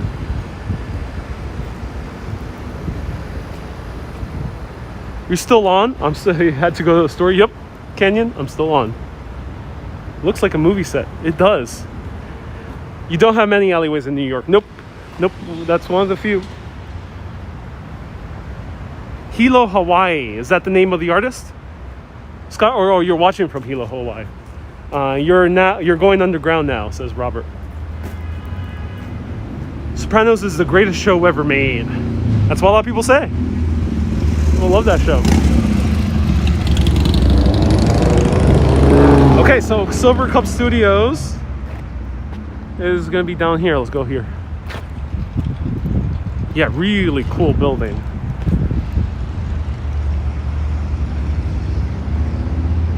So this is called Homage by CERN. Homage by CERN. Cernesto is his hashtag. CERN. Like the particle accelerator in Switzerland. It's called CERN. Okay, so here's Silvercup Studios. So Silvercup Studios is one of the most popular out of the two here in New York City, along with Kaufman Astoria Studios, for filming a lot of TV shows and movies. And we're in the back. We're gonna go to the front soon. Let's see if we can catch the Silvercup sign from this perspective. We might need to go around the building. So the people you're seeing here might be working on set, taking a break. Yep, I could tell. Usually could tell by who the crew is. They always wear those like darker t-shirts, and they have like belts with a bunch of gear on them. This is one of the overpasses for the Queensboro Bridge, which is kind of crazy that you're taking an overpass through a middle of a studio. I'm not sure how they manage sound in that regard. Queen filmed a video here. Ooh, amazing. Taxi cabs everywhere. Yep, lots of taxi, like, I'm not sure what they're called, but the area where taxis park and restore their car and everything is around this area. We just passed one. I used to love Silvercup Red. Yep, Silvercup Studios converted to Silvercup Red converted to Silvercup Studios.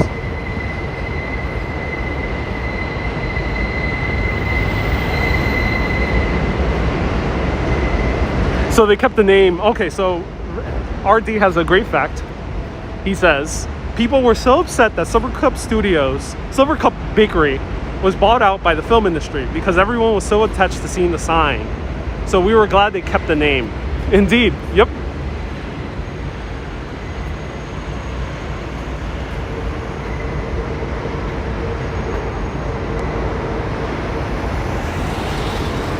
So I think there might be a studio that's now even bigger, but let me know. I don't know off the top of my head which one is the biggest.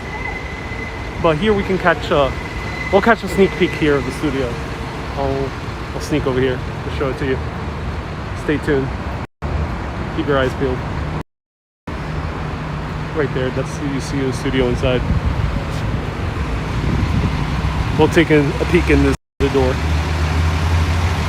What is the Dutch Kills neighborhood? So Dutch Kills is like a micro neighborhood within Long Island City. This is Long Island City. Dutch Kills is in this area. So I think this is Dutch Kills, the micro neighborhood. So you can close the day and so here they store. It seems that they bring in the trucks with film equipment and then maybe film inside. I don't know so much the details of Hollywood Studios, though I'm very curious if anyone is in the film industry and has worked here. How do they manage the sound and the huge rumble of the Queensboro Bridge? It's a very interesting place for a studio. 4K says it's so kind of you to extend the walk. My pleasure. So you might recognize that font and that brand if you were a fan of their bread. And here's the main entrance. So I'm not sure if they're filming anything tonight. I don't see anyone outside, but maybe as we're passing one might bump into an actress.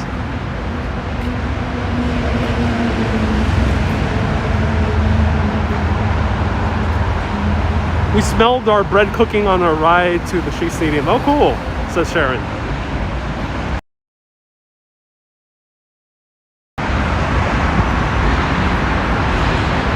Silvercup is the white building. Let's go over here. Let's see, try to catch a glimpse of the sign. Player writer, and another relative of mine is an actor. Another relative of mine is a bit actor. Oh, cool, Dwayne. We have a few film industry people. And here is the underpass, or the we're under the approach of the Queensboro Bridge.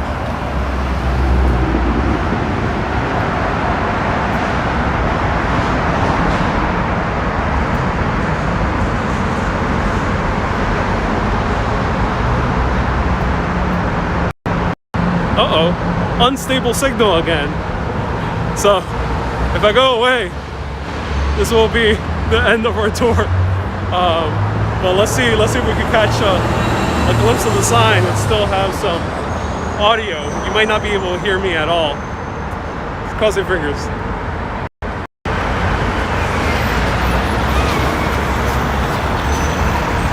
Look at that. Oh, this is such a cool perspective of the bridge. Whoa.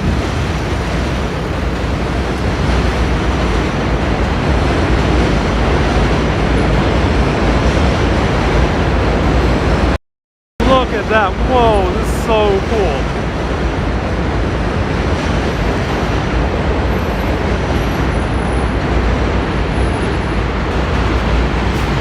And boom. The iconic sign. Silvercup Studios.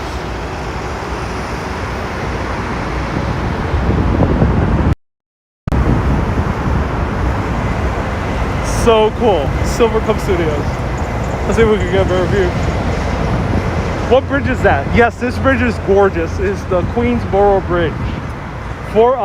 Formerly known as the 59th Street Bridge, but officially known as the Ed Koch Queensboro Bridge, though no one really calls it that.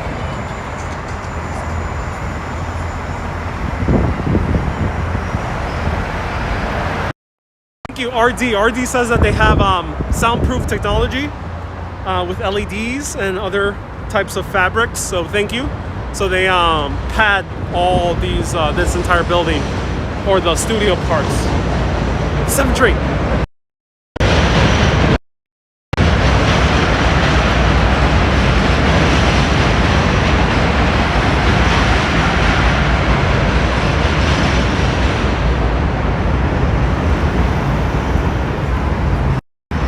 So let me know what other films are filmed here, Silvercup Studios. Let me know in the comments what else was filmed here. This broadcast, I'm gonna take off my mask because I'm far away from everyone. This broadcast has been sponsored by all the super chatters, the star senders, the supporters, the patron, and also the PayPalers. So thank you everyone for supporting in the multitude of ways, both on Facebook and or YouTube. And stay tuned next week. I might be doing a very special new type of city nearby here in the United States, because we'll be getting such a rush of new support. Now I can show you yet another city soon. So stay tuned. I'll officially announce it later this week, where we'll be going in the Eastern US. Everyone, thank you so much for watching. This was Silvercup Studios. We went all the way through Jackson Heights, took the 7 train. B. Griffin says be sure to hit that like button. Hit that like button on YouTube and hit that heart button on Facebook. Everyone keep being awesome and always, always keep on exploring. Have a great day, everyone.